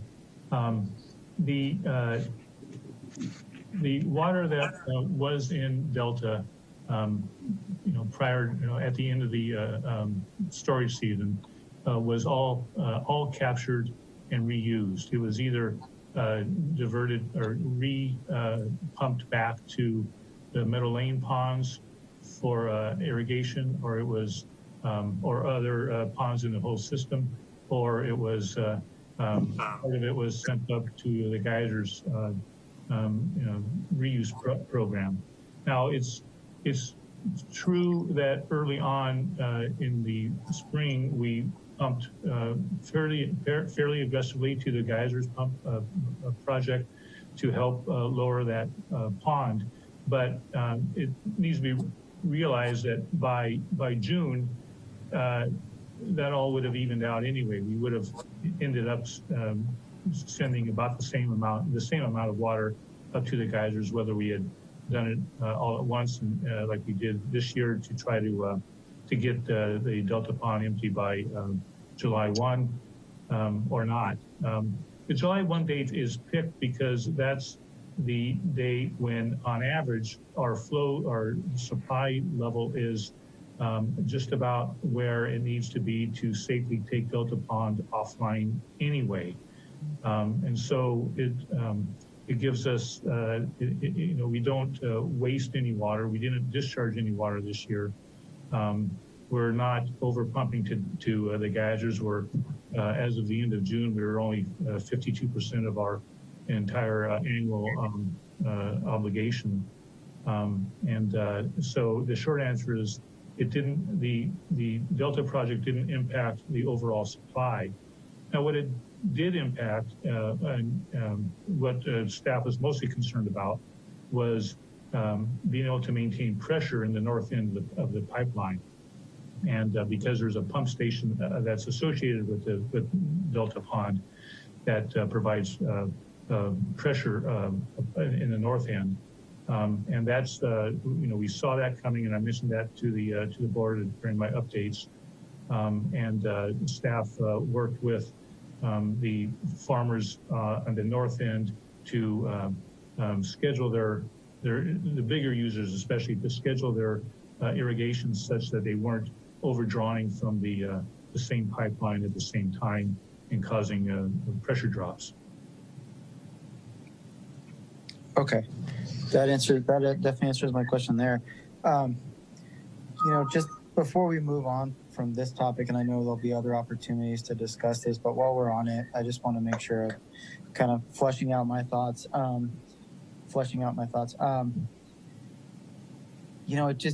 know that I have absolute respect for everyone involved in getting the Geysers project done. I think that's just a feat of genius, and is an international model for how you have just a confluence of symbiotic public benefits as well as economic benefits and also climate benefits. It's ostensibly the largest geothermal power plant in the world, and without us, I don't know that it would be able to continue to be that. So I think it's a great partnership, and I don't think anyone's interested in undermining that, including our ag partners. And I want to make sure that we just kind of take a moment to recognize that I don't think, things get lost in translation, especially over Zoom and email. And I think people are generally, there's a heightened anxiety right now during COVID. And so I think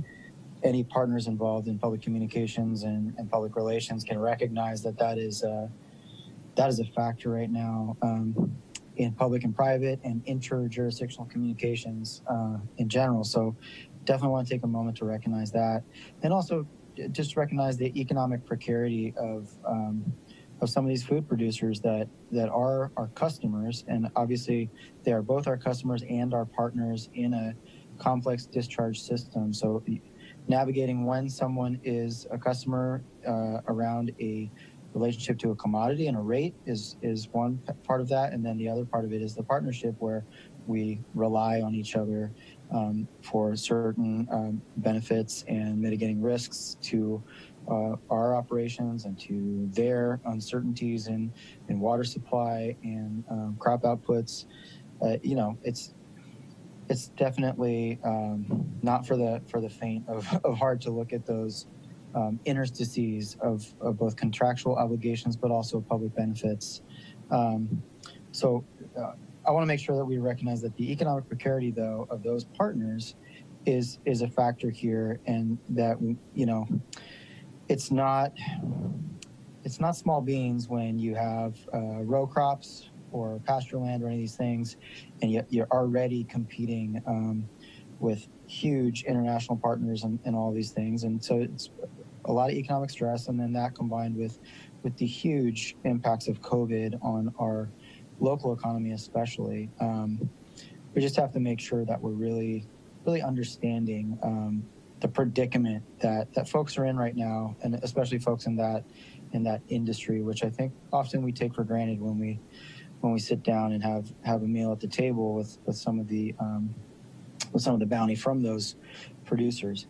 Now, I don't think any of us wants to jeopardize the relationship or the contract with the Geysers, but I think want to propose that, you know, going forward, we look at forming a standing recycled water subcommittee to really be able to have, I think, better communication and transparency and understanding of these issues, knowing that the climate uncertainties, supply uncertainties, those projections, that's not going away. And I think most of us would agree that it's only going to get worse. And so we had better get better at talking about it and predicting both the hydrological and climate uncertainties, but then also how that relates to each of our partners, whether it's Calpine and the Geysers and our ag water customers, our urban customers, and then our staff and our capacity.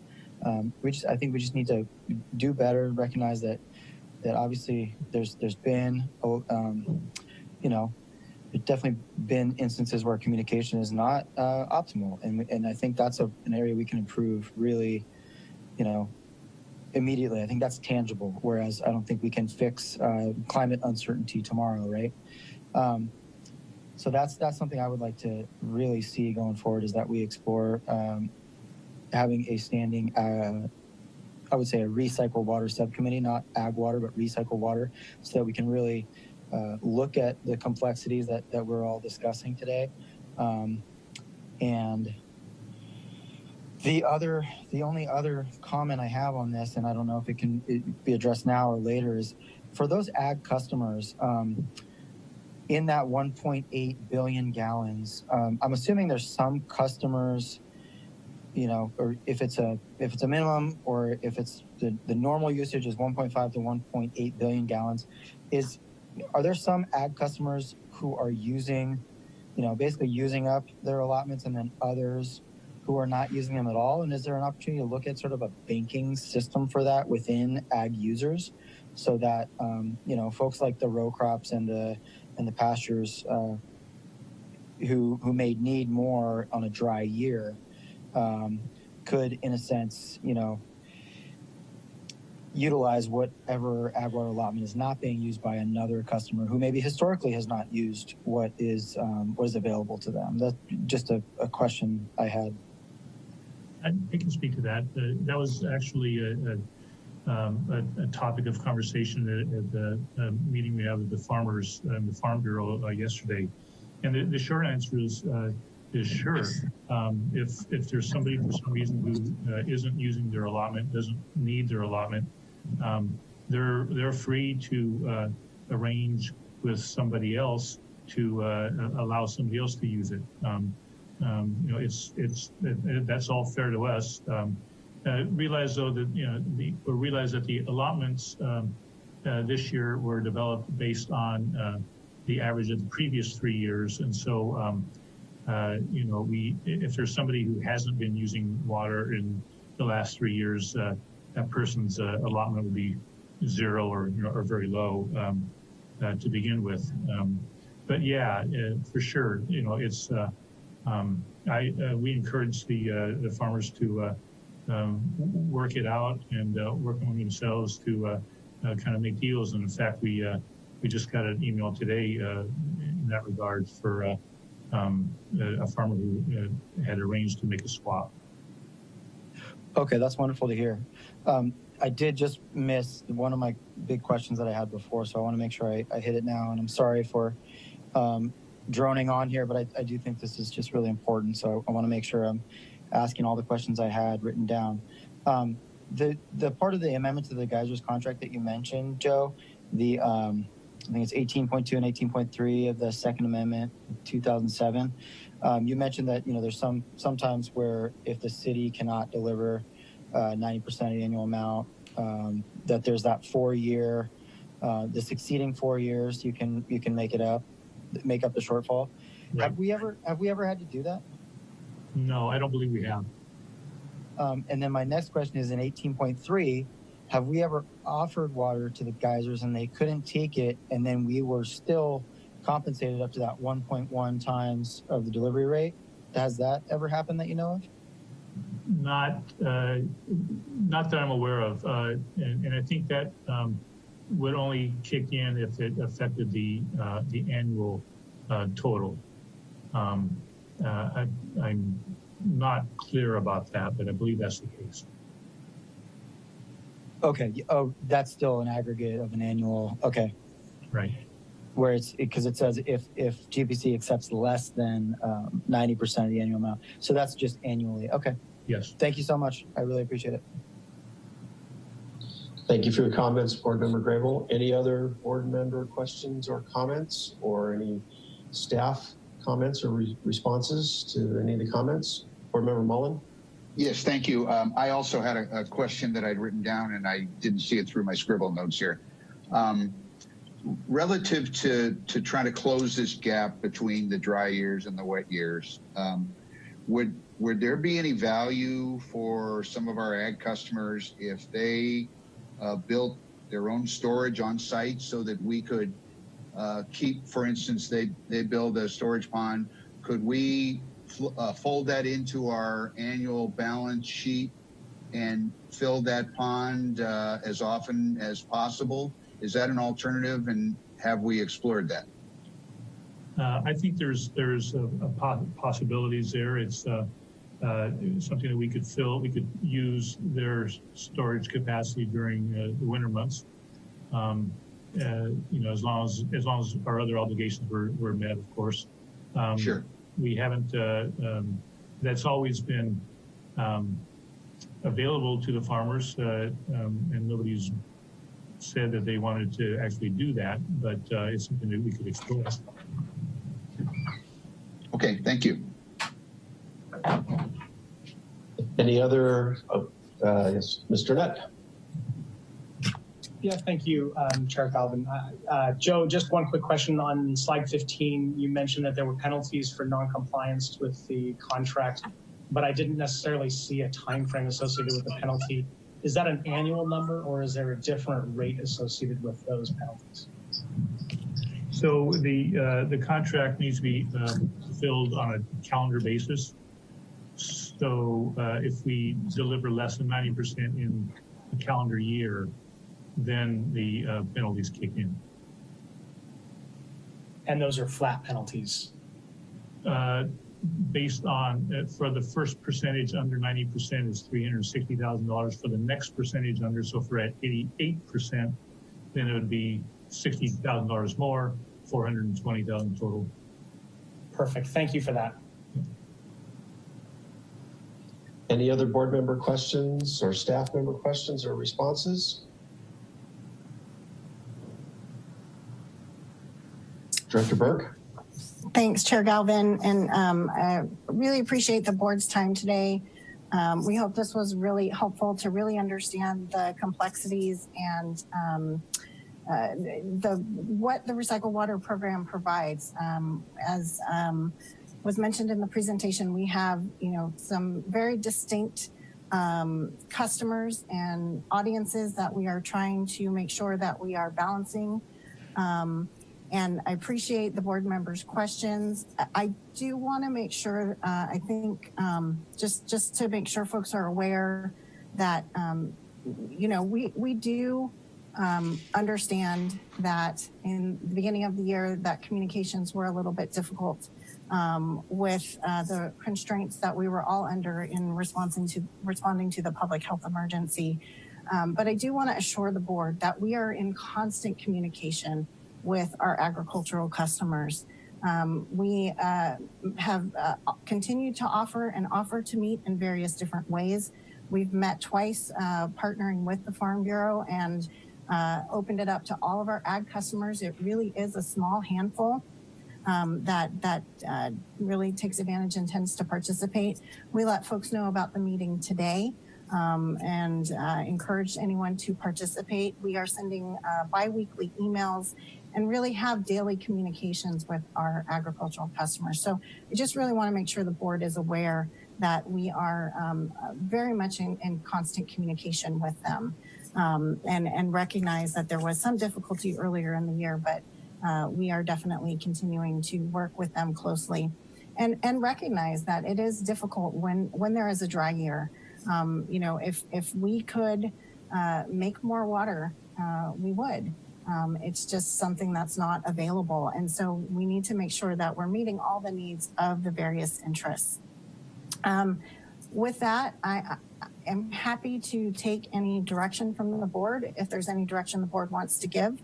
Otherwise, our intent is to continue to work through the regional relationships that we're working through and looking at exploring opportunities, and then continuing to provide updates to the board, as well as continuing to do all the outreach and communications we're doing currently with our customers, and continuing to meet with and through the Farm Bureau. Based on yesterday's meeting, we offered to meet again and are waiting to hear from them on when they would like to do that.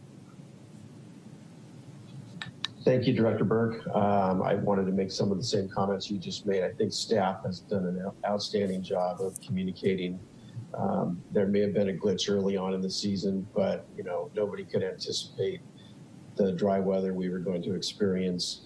I think that staff is doing an excellent job of maintaining the relationships with our ag users, recognizing that there was many months of negotiations with our ag users resulting in the new fees, and that everybody understood that this was an interruptible situation, and we're in an unusual time, unfortunately, with weather being the way it is. So I appreciate all the comments from the board.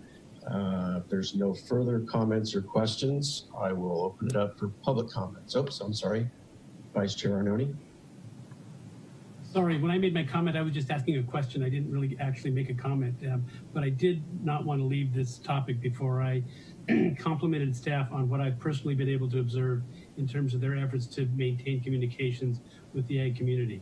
I was fortunate enough to be on the ag subcommittee and actually made site visits and participated in a number of visits, some of which were well attended, some of which were not. But what I saw was a consistent and energetic effort to maintain lines of communication and explain what was going on. And so I just wanted to compliment what I saw and recommend that we continue to engage in the same kind of dialogue to the extent that we want to retask the Ag Subcommittee to a recycled water committee as suggested by Board Member Grable. I'm open to that too. I think however we characterize the efforts is less important than how that we maintain them. And what I've seen is a consistent effort to do so. So my kudos to the staff, and please keep doing what you're doing. That's it. Thank you, Vice Chair Arnone. With that, we're now going to take public comments on item 3.1. If you wish to make a comment via Zoom, please raise your hand. If you are dialing in via telephone, please dial *9 to raise your hand. Secretary Perez, do we have any public comments? We did not receive any email or voicemail public comments for this item, and I also do not see any raised hands for this item. Thank you very much. That will conclude item 3.1. Thank you again to staff for the presentation and the responses, and to the board for their comments. Item 4 is the approval of the minutes for July 2nd and July 16th. Those will be approved. We'll now move to item 5.1, which is our staff briefing. Director Burke. Thank you, Chair Galvin. So item 5.1 will be a water supply update, and Deputy Director Water Resources Peter Martin and Deputy Director Regional Operations Joe Schwall will be presenting. Peter. Thank you, Director Burke, and good afternoon, Chair Galvin and board members. Just going to give you a brief water supply update in this dry year. Talk a little bit about some of the measures that Sonoma Water is taking to manage their supply. And then also just kind of go over a little bit of the highlights of some of the work that our staff are doing in the department this year, as far as just additional work on outreach and conservation. So slide 2, please. So the last time we talked, I think the application for a petition for a temporary urgency change petition was filed by Sonoma Water. Since then, on July 28th, the State Water Board issued an order granting Sonoma Water the ability to reduce flows in the Russian River watershed to protect critical water supplies necessary to support that fall run and the migration of endangered fish species. Just notably, in a normal dry year, Sonoma Water would not be asking for a temporary urgency change to their flows, but this year was one of the driest in record in the upper watershed, and due to forecasts associated with reduced flows coming from the Potter Valley project, they were forced into action to look at that. So this temporary urgency change order allows Sonoma Water the flexibility to reduce Russian River flows to 50 CFS in the upper Russian River watershed, or CFS is cubic feet per second, sorry, and 60 CFS in the lower Russian River. And with this order, there's sort of target water supply storage levels in Mendocino that will continue to guide decisions on releases throughout the remainder of the water year by Sonoma Water. The temporary urgency change petition order continues and is set to expire on December 27th, 2020. And the order contains many requirements and provisions for Sonoma Water to adhere to throughout that time period. There is one specific to the retailers. They will be required to report on their conservation efforts throughout the term of the order. And then additionally, I just wanted to highlight too that Sonoma Water is going to be needing to take some proactive measures to monitor and manage water quality to support recreational beneficial uses throughout the remainder of the term as well. Slide 3, please. So as I mentioned, the order sort of allows for additional flexibility for Sonoma Water if storage levels in Lake Mendocino fall below or near their target levels throughout the remainder of the calendar year. If water storage in Lake Mendocino drops more than 1% below the target water supply storage levels, as sort of noted on that orange line on the bottom below the dotted line, it authorizes Sonoma Water to further reduce levels down to 40 CFS in the upper Russian River watershed and 50 CFS in the lower. So that's an important note if conditions change rapidly. But I just wanted to note that we learned as of Monday, Lake Mendocino is currently about 2,000 acre feet or 4% above their target water supply storage levels. So if water levels continue to remain above that target water supply storage by a similar buffer, flows in the upper Russian River would continue to be managed near 70 to 75 CFS or 80 to 85 CFS, which is pretty much right about where their target water supply releases would be during this time of year. So this is sort of normal, consistent with their normal operating conditions in the dry year. But ultimately, this temporary urgency change order gives Sonoma Water greater flexibility to manage their supplies throughout the remainder of the year, again, to support the fall run and fish migration. Slide 4, please. So just wanted to remind everyone that Lake Sonoma still has ample supplies of water to support the contractors throughout the remainder of the year. Lake Sonoma is currently sitting at about 80% of their target water supply level, and Lake Mendocino is at 69%. So at this time, Sonoma Water's contractors are sort of being asked to carry on their summer water conservation efforts. The Sonoma Marin Saving Water Partnership is continuing their robust summer campaign for water conservation. And Santa Rosa Water is supplementing that with sort of a multimedia outreach campaign of our own. So I'll give you some highlights of the efforts in the next couple slides. Slide 5, please.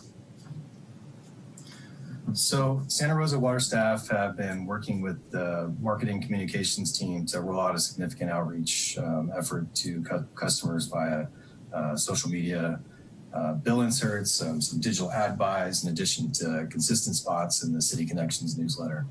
Off the heels of a sort of very successful Zoom-hosted public workshop in partnership with UC Master Gardeners of Sonoma County, we'll be hosting 2 more Water Smart workshops focused on planning and designing low water use gardens at home. You can also register at srcity.org/watersmart. And then just want to note that staff are going to continue to plan on focusing on outdoor water savings throughout the remainder of the fall. And then as the rains come on, we'll be transitioning to more of an indoor water use messaging beyond that. So, and then slide 6, please. So finally, I just wanted to note that this month, sort of coinciding with National Water Quality Month, Mayor Schwedhelm is asking residents to take the Weiland Foundation National Mayor's Challenge for Water Conservation. We've sort of kicked off an outreach campaign to get the word out to residents to pledge to take common sense actions in their daily lives to conserve water and protect their environment. Residents can win a variety of prizes, including $3,000 toward their utility payments and a chance to win a Toyota Highlander hybrid for their charity of choice by going to mywaterpledge.com and taking the pledge. It just only takes a few moments. So Mayor Schwedhelm has asked that we share a video today that he recorded in support of this. And on the next slide, we'll go ahead and launch that video.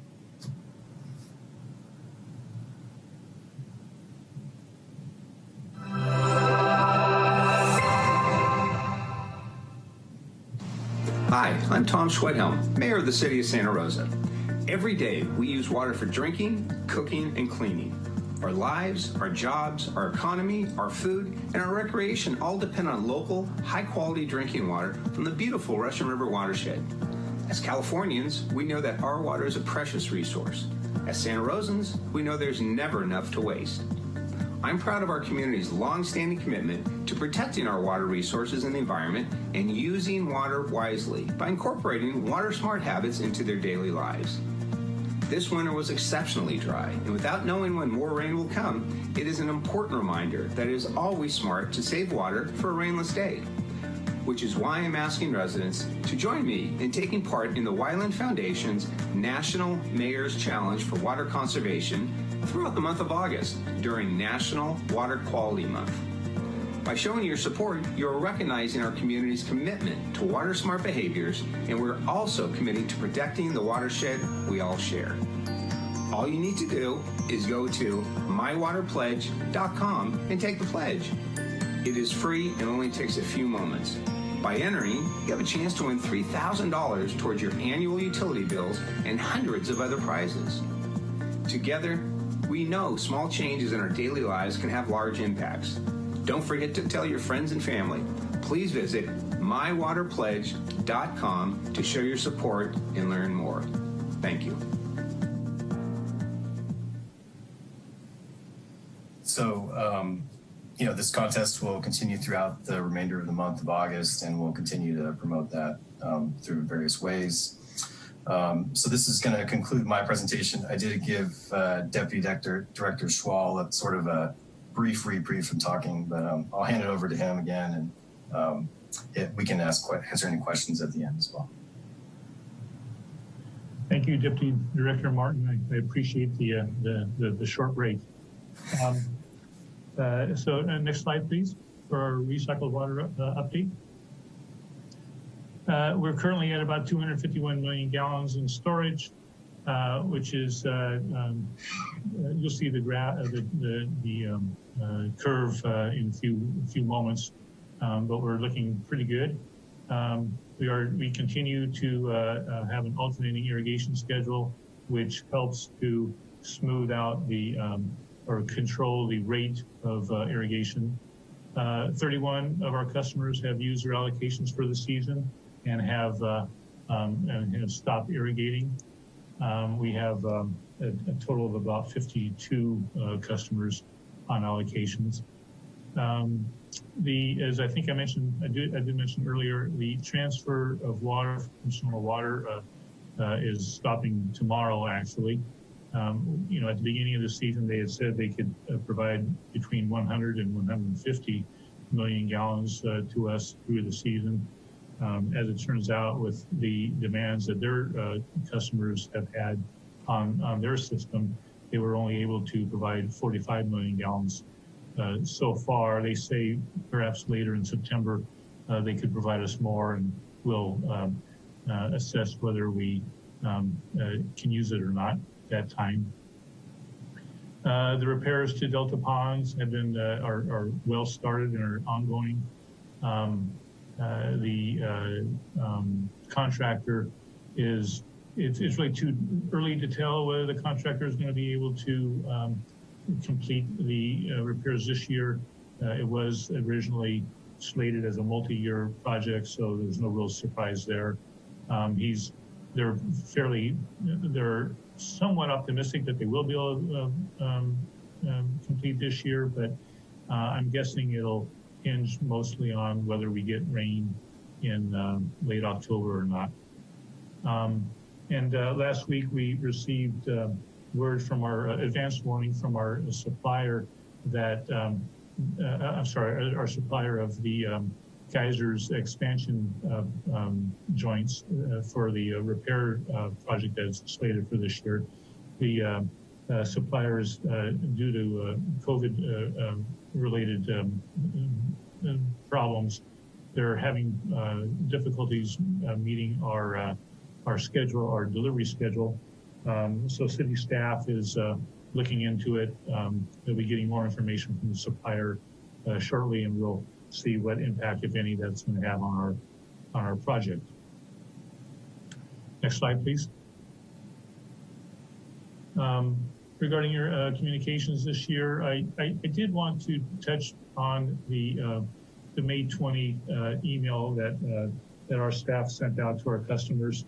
That was the email that was in lieu of our face-to-face meeting with the farmers. I think there's some misconception about what was relayed in that email. The email started with our storage curve, which in late May showed that our storage supply was 35% lower than average for the year, and at that time, and 25% lower than the previous low storage volume, historical low storage volume. So the storage curve showed that we were had a low supply at that point. And the box on the right is taken from a screenshot from a slide that was in the presentation, and it clearly shows that the expectations for this year are lower than average, 15% lower than average. That 1.7 billion gallons is still a pretty good projection. As I mentioned, we probably will come in a bit lower, in part because of not getting quite as much water from the summer waters we expected.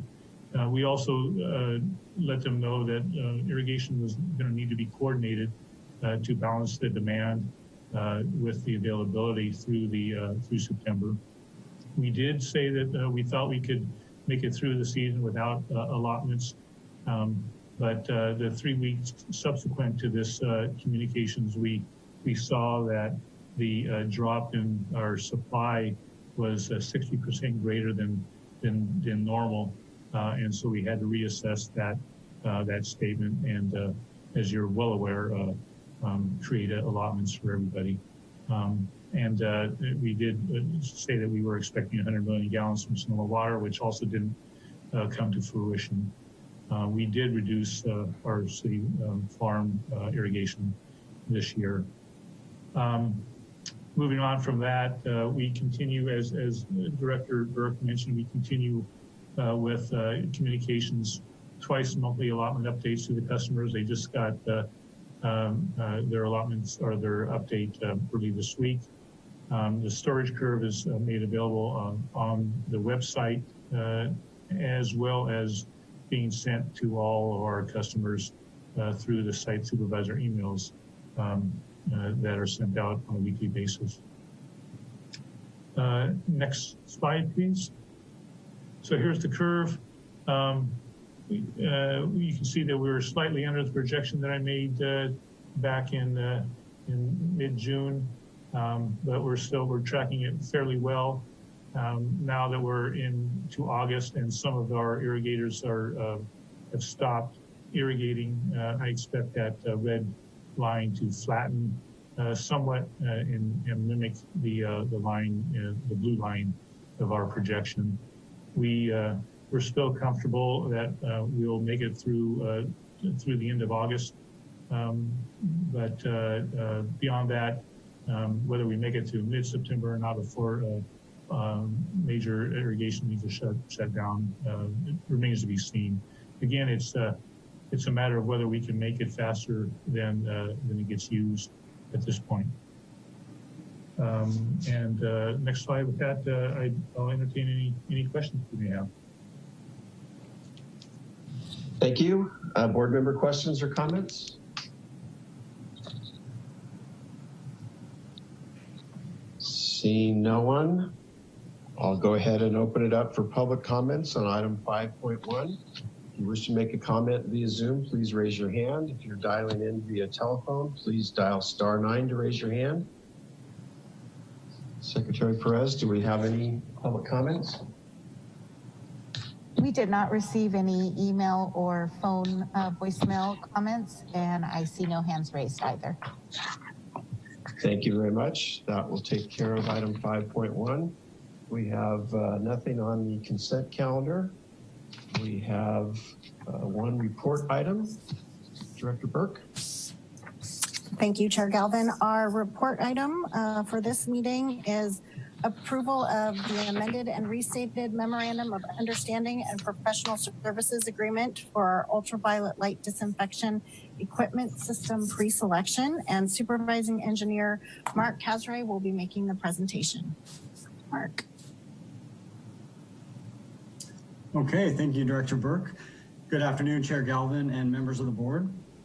As Director Burke was mentioning, I'll be presenting two contracts today related to the supply of the ultraviolet light disinfection equipment for the Laguna Treatment Plant disinfection and diversion project.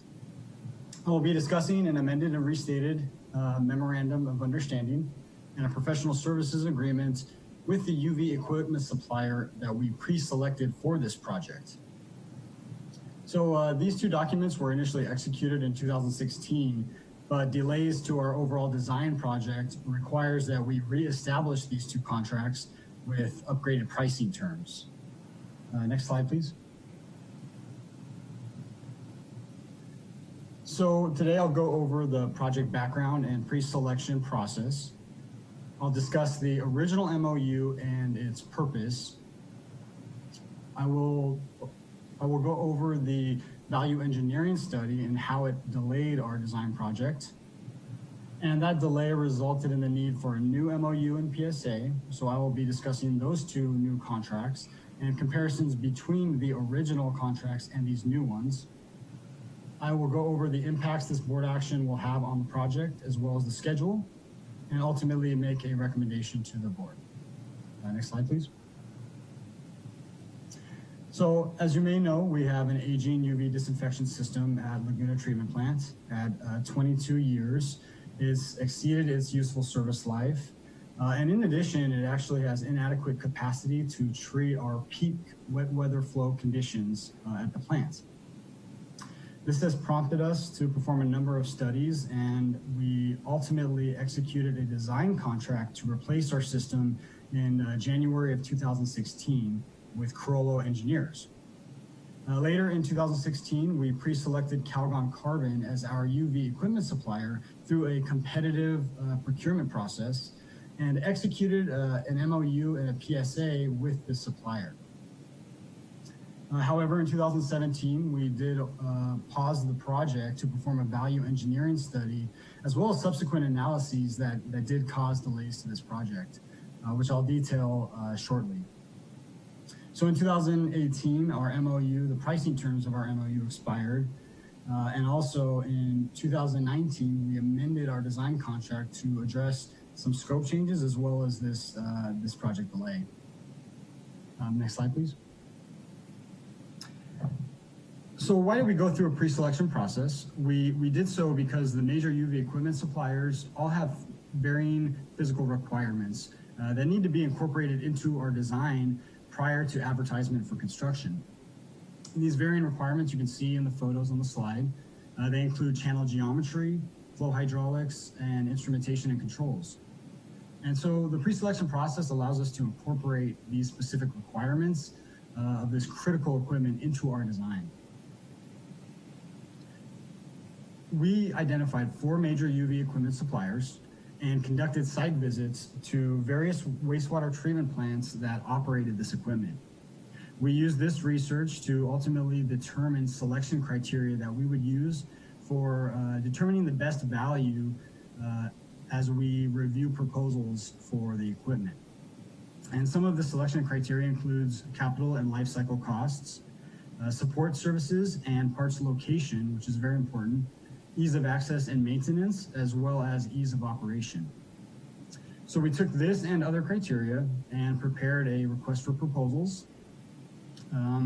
We received 4 proposals from the suppliers we are showing here and ultimately selected Calgon Carbon as our preferred equipment supplier. Next slide, please.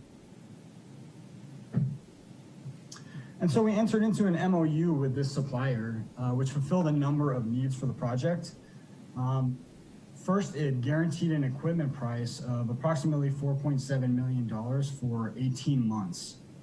It included a provision that specified that this equipment cost would be included across all contractor bids during the advertisement period of the overall construction project. In addition, it included a provision in the form of a professional services agreement for design support services and shop drawings throughout the remainder of the design. Next slide, please. Okay, so after executing the project work order for design, as well as the memorandum of understanding with our preferred equipment supplier, we put the overall design project on hold to perform a value engineering study. And this value engineering study essentially reassessed the short-term and long-term alternatives for disinfection at the treatment plant. We went back and examined 6 disinfection alternatives, and it ultimately recommended that we augmented our existing UV facility with sodium hypochlorite treatment that would only be operating during peak wet weather flow conditions. And I can speak to this more later, but essentially this recommendation was contingent on the outcome of bench scale testing or small scale testing, as well as further analyses.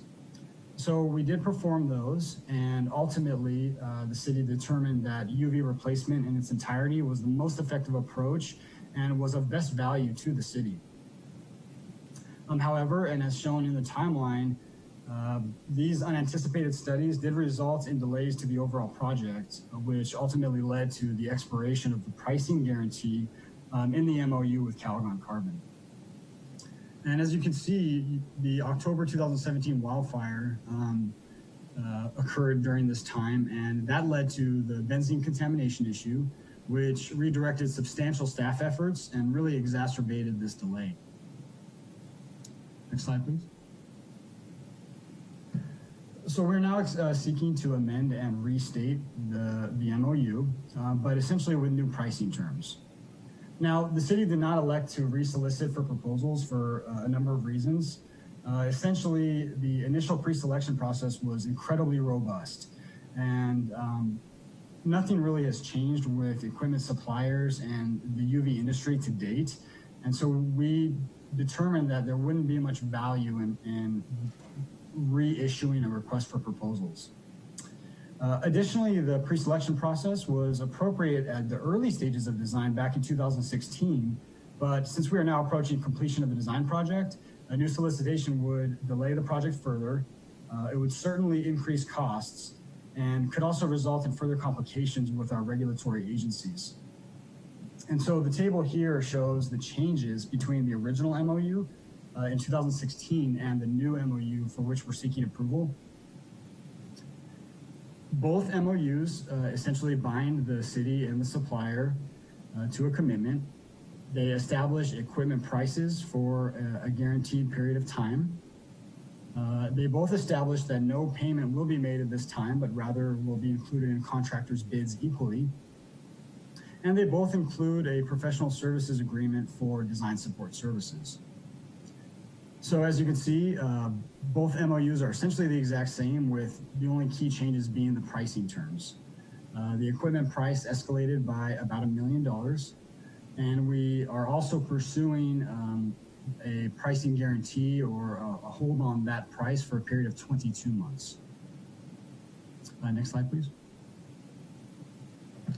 So this breaks down that $1 million price escalation, and this escalation can be attributed to two main factors: changes in scope that came about as a result of the value engineering study, as well as subsequent analyses, as well as direct component and labor pricing increases between the original execution of the MOU in 2016 and today's date, 2020.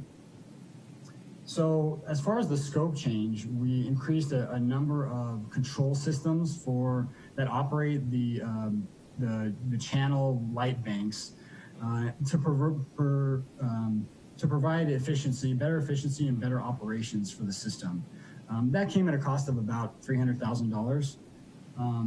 And we also added about 5 level control weirs, again, for greater flexibility and operational control, and a number of other pieces of equipment, which resulted in a cost of about $100,000. The remaining $560,000, as I said earlier, was attributed to direct labor and component pricing, and we verified that cost increase based on producer price index. So this is a nationwide average of many things, but in addition, the manufacturing industry and how costs change over time. And so by looking at the producer price index, we saw an increase of about 2.5% per year during this time, which really validated the direct pricing increases that we saw. Also, interesting point to note, we did go for a project work order amendment in 2019, and that also saw a 2.5% increase in labor pricing, as a result of higher labor prices, of engineering and operational costs. We performed this analysis for the escalation of the UV equipment back in 2019, and we did report to the board that we anticipated about $1 million increase as well. Next slide, please. So moving on to the PSA now. As mentioned earlier, the PSA establishes that the supplier will provide support services needed during final construction document development, essentially. It establishes scope of services that include technical submittals and shop drawings, design reviews and workshops that will be held with the designer and the city, as well as general ongoing assistance during the remainder of the design period. And that comes at a cost not to exceed $86,000. So approval of this PSA allows for critical coordination between the supplier and the designer, which is necessary to complete the design documents. Next slide, please. Funds for purchase of this equipment is not required at this time. Overall, the construction cost remains, based on our current understanding, at approximately $47 million. And this is what was previously reported to the board in 2019. The action by the board requires no action under CEQA in that it is not a project resulting in direct or indirect physical change to the environment. And so should BPU approve this MOU and PSA, we estimate design completion in spring of 2021. And that would put us to a construction beginning around summer of 2021. Next slide, please. Last week, staff met with the Contract Review Subcommittee to discuss this MOU and this PSA. And essentially, the subcommittee requested that the city explore options that would allow for an extension of the pricing terms in this amended and restated MOU beyond that of the 22-month price guarantee. And the intent here was essentially to allow for negotiation between the city and the supplier in the event that we bumped up against that window again, or that we just needed a little bit of time to carry out the final part of the project. Staff convened and we ultimately came to this recommendation that the board authorize the water director to negotiate and execute an amendment to the MOU that would allow for price extension of the price guarantee beyond that of the 22 months. I wanted to add as well that I spoke with the executive director at Calgon, and he expressed that he understood the board's intent to protect the city's interests and acknowledged that we really don't know what could happen in the next 22 months, as we've seen in the last several years. Calgon understands that there could be a scenario where we need to work together, and we are a team, to cross the finish line on this project. So I think that that is a good step forward. And it's important to note that the following slide will demonstrate why we believe that award of the construction project will occur within this 22-month price guarantee anyways. And next slide, please. So this table shows key milestones that we are targeting in order to begin construction in next year. We are currently reviewing design documents for the 75% level and will hold a workshop this month. If this MOU and PSA is executed, we expect Calgon to submit new shop drawings and design documents later next month. That would lead to a 90% design submittal by November of 2020, and would allow for completion of design as well as the environmental portion by spring of next year. And this would result in a notice to proceed for construction at approximately June 2021. Based on our current schedule, the 22-month period established in the MOU affords us an additional 1 year for unanticipated circumstances. And that's shown on the bottom of the table there. We are confident that we can complete this project without exceeding that 22-month window. However, it is necessary that if we want to maintain the schedule to reestablish an MOU and this PSA, which would allow these critical coordination efforts between the designer and the supplier, which would be necessary for getting this project completed. Next slide, please. Okay, and so with that, it is recommended by the Transportation and Public Works Department, the Water Department, and the Contract Review Subcommittee that the Board of Public Utilities, by resolution, approve an amended and restated Memorandum of Understanding with Calgon Carbon of Coraopolis, Pennsylvania, guaranteeing an equipment price of $5,634,700 for a period of 22 months. We recommend an approval of a professional services agreement with Calgon Carbon of Coraopolis, Pennsylvania for design support services in the amount not to exceed $86,000. And finally, that the board authorized the Santa Rosa Water Director to negotiate and execute an amendment to the MOU that would allow an extension in price guarantee beyond the established 22 months, if that is feasible. Next slide, please. So thank you very much, and I'd be happy to answer any questions you may have. Thank you, Mr. Cazaret. At this point, I'll open it up for board member questions and comments.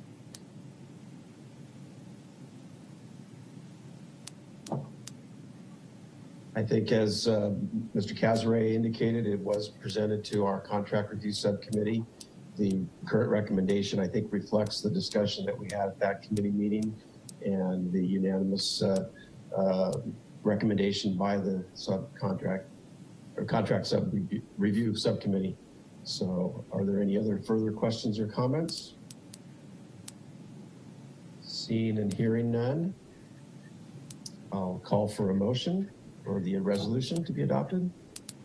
I'll move a resolution of the Board of Public Utilities approving an amended and restated memorandum of understanding and professional services agreement with Calgon Carbon LLC and waive the reading of the text. I'll second. We have a motion by Vice Chair Arnone. I think it was Board Member Grable who seconded. At this point, we'll open it up for public comments. We're now taking public comments on item 7.1. If you wish to make a comment via Zoom, please raise your hand. If you're dialing in via telephone, please dial *9 to raise your hand. Secretary Perez, do we have any comments? We did not receive any voicemail or email comments in advance of the meeting, and I currently don't see any hands raised. Thank you. If we may then have a roll call vote, please, Secretary Perez. Chairman Galvin, Aye. Vice Chair Arnone, Aye. Board Member Badenfort, Aye. Board Member Grable, Aye. Board Member Mullen, Aye. Board Member Wright. Aye. Thank you, everyone. That will conclude item 7.1. Item number 8 is public comments on non-agenda matters. We're now taking public comments. If you wish to make a comment via Zoom, please raise your hand. If you're dialing in via telephone, please dial *9 to raise your hand. Secretary Perez, do we have any public comments? We do not. Thank you.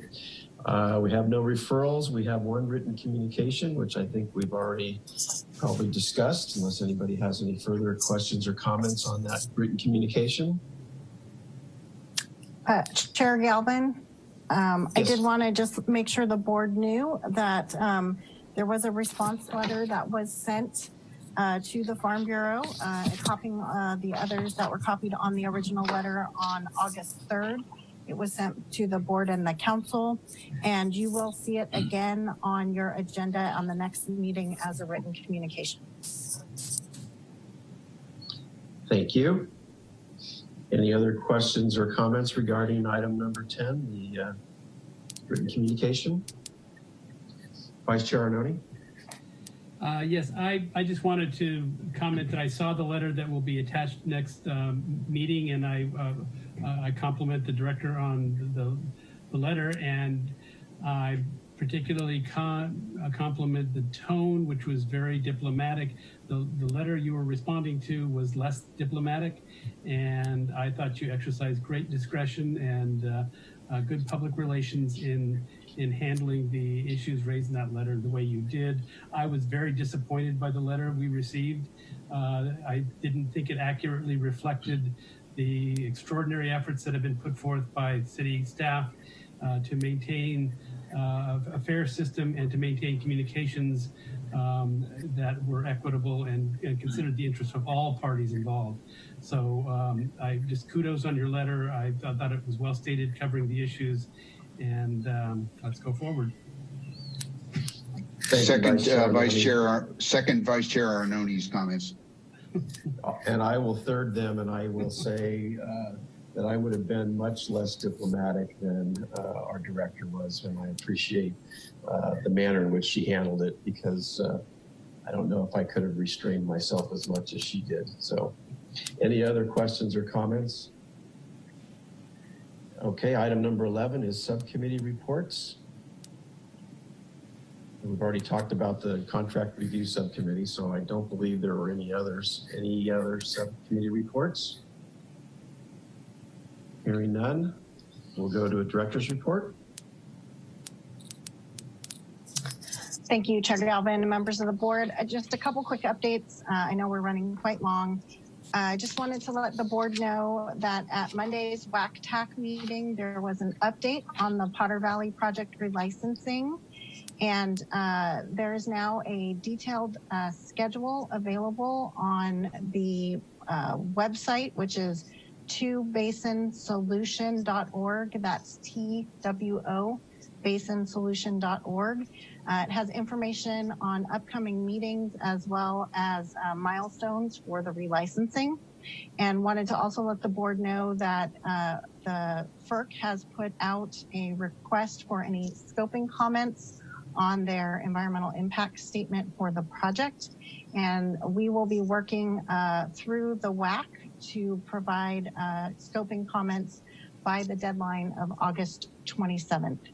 And then in September is the first milestone. The project partners will need to submit a report on the proposed initial studies and hold meetings with stakeholders to gather input.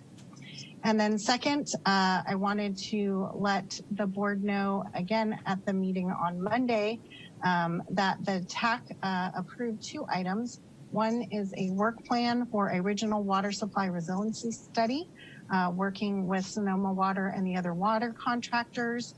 And this work will take place over the next 18 months to look at areas where we can work together to identify areas where we can improve our resiliency for our water supply.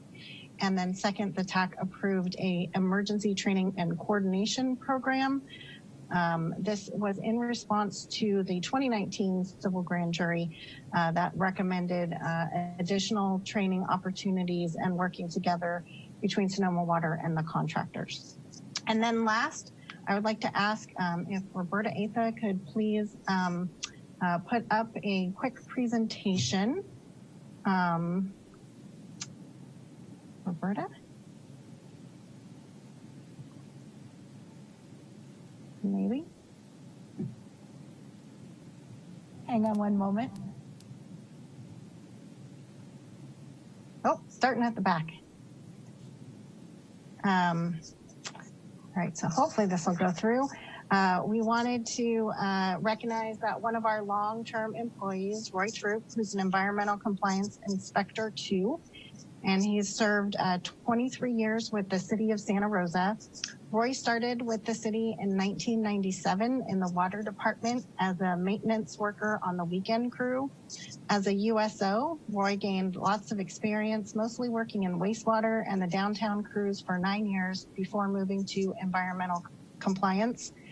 Roy's experience in local wastewater made him the environmental compliance section's walking map book, and his knowledge of the collection system was extremely valuable. In 2008, Roy played an instrumental role in the mercury reduction dental amalgam separator program, helping to dramatically reduce mercury in our biosolids and recycled water. Due to Roy's practice of getting out early and walking back parking areas of businesses on more than one occasion, he averted spilled oil from going into the storm drain system and polluting our creeks.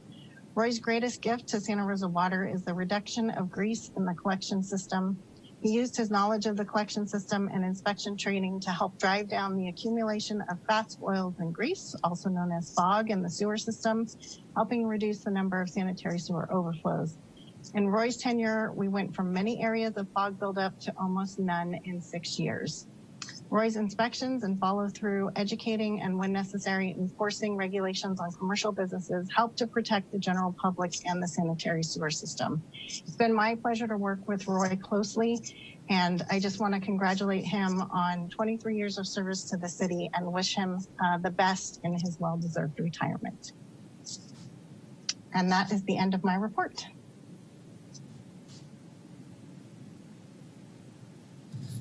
Thank you, and congratulations, Roy, on your retirement.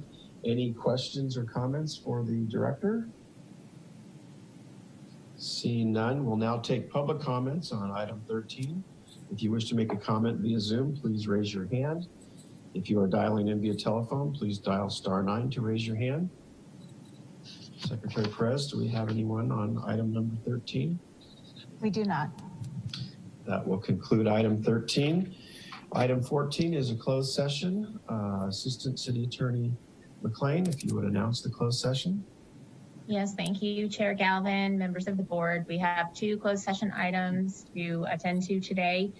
We will be reconvening via a different Zoom number, and you should have all that information. We'll be talking about 14.1, which is a real estate matter with our real estate real property negotiator, and 14.2 is initiation of litigation discussion, and we'll be having with legal counsel and staff. Thank you. We are now taking public comments on item 14. If you wish to make a comment via Zoom, please raise your hand. If you're dialing in via telephone, please dial *9 to raise your hand. Secretary Perez, do we have any public comments regarding our closed session items? We do not. Very good. Then we will disconnect from Zoom, reconnect via the closed session Zoom information, and have our closed session.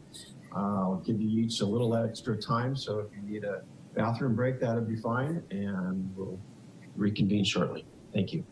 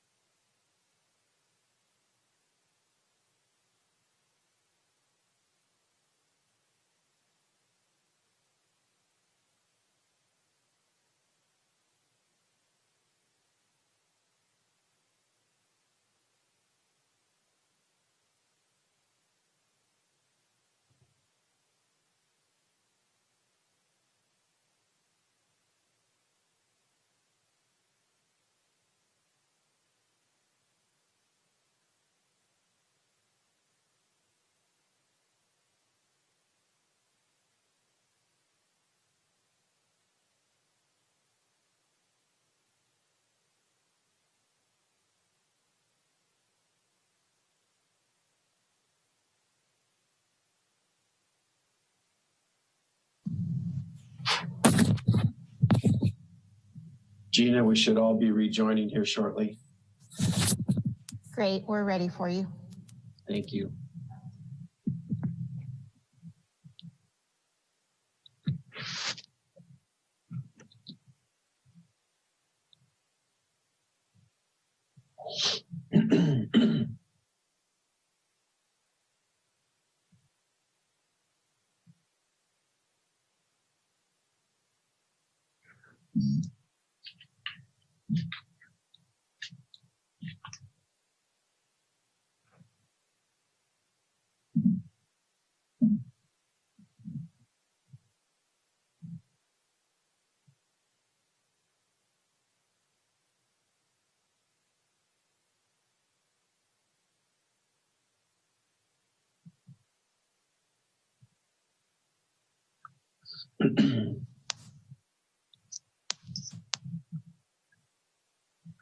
Well, you got two of the four of us. That's not always easy to get back in. I know. I will make do if necessary, but I guess we can wait another minute. Sure.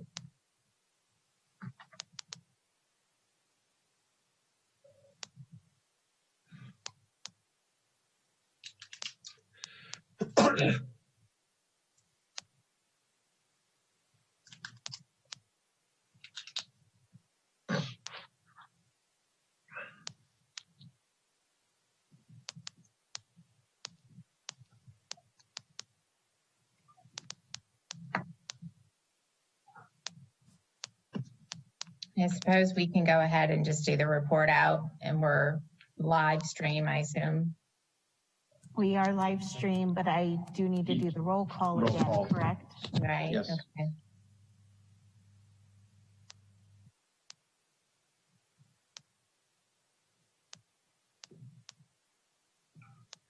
Let's wait another minute or so. Hopefully they'll rejoin.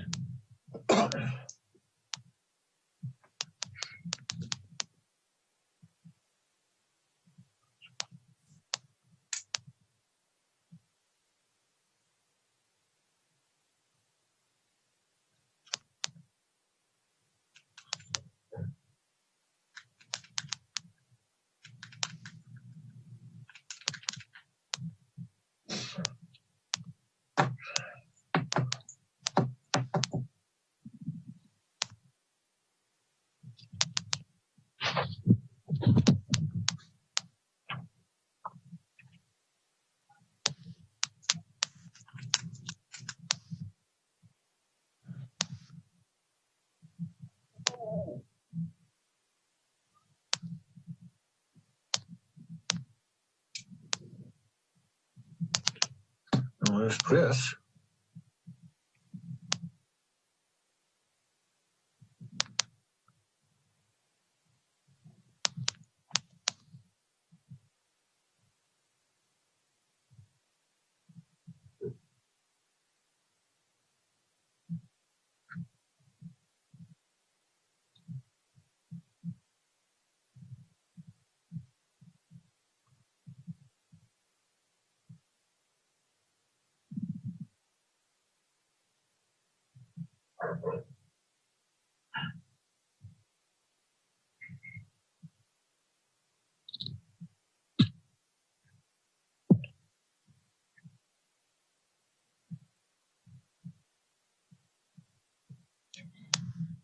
Sometimes I think these things have become easy. Things have become easier because we could do so much at home. And I think, how are we going to go back to, having to drive in and be in person, and then these things happen, and I think that'll be easier then. Have to put long pants on again. Right.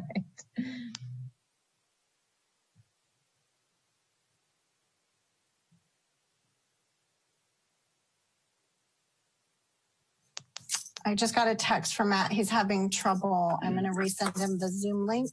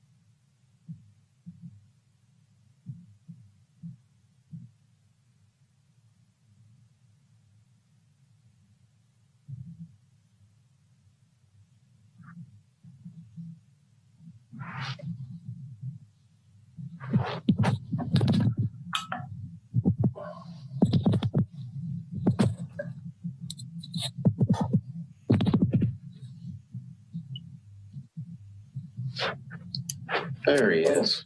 I'm back. All right. It's at this. Sorry. That's no problem. So we're going to re-adjourn and ask Secretary Perez to please do a roll call.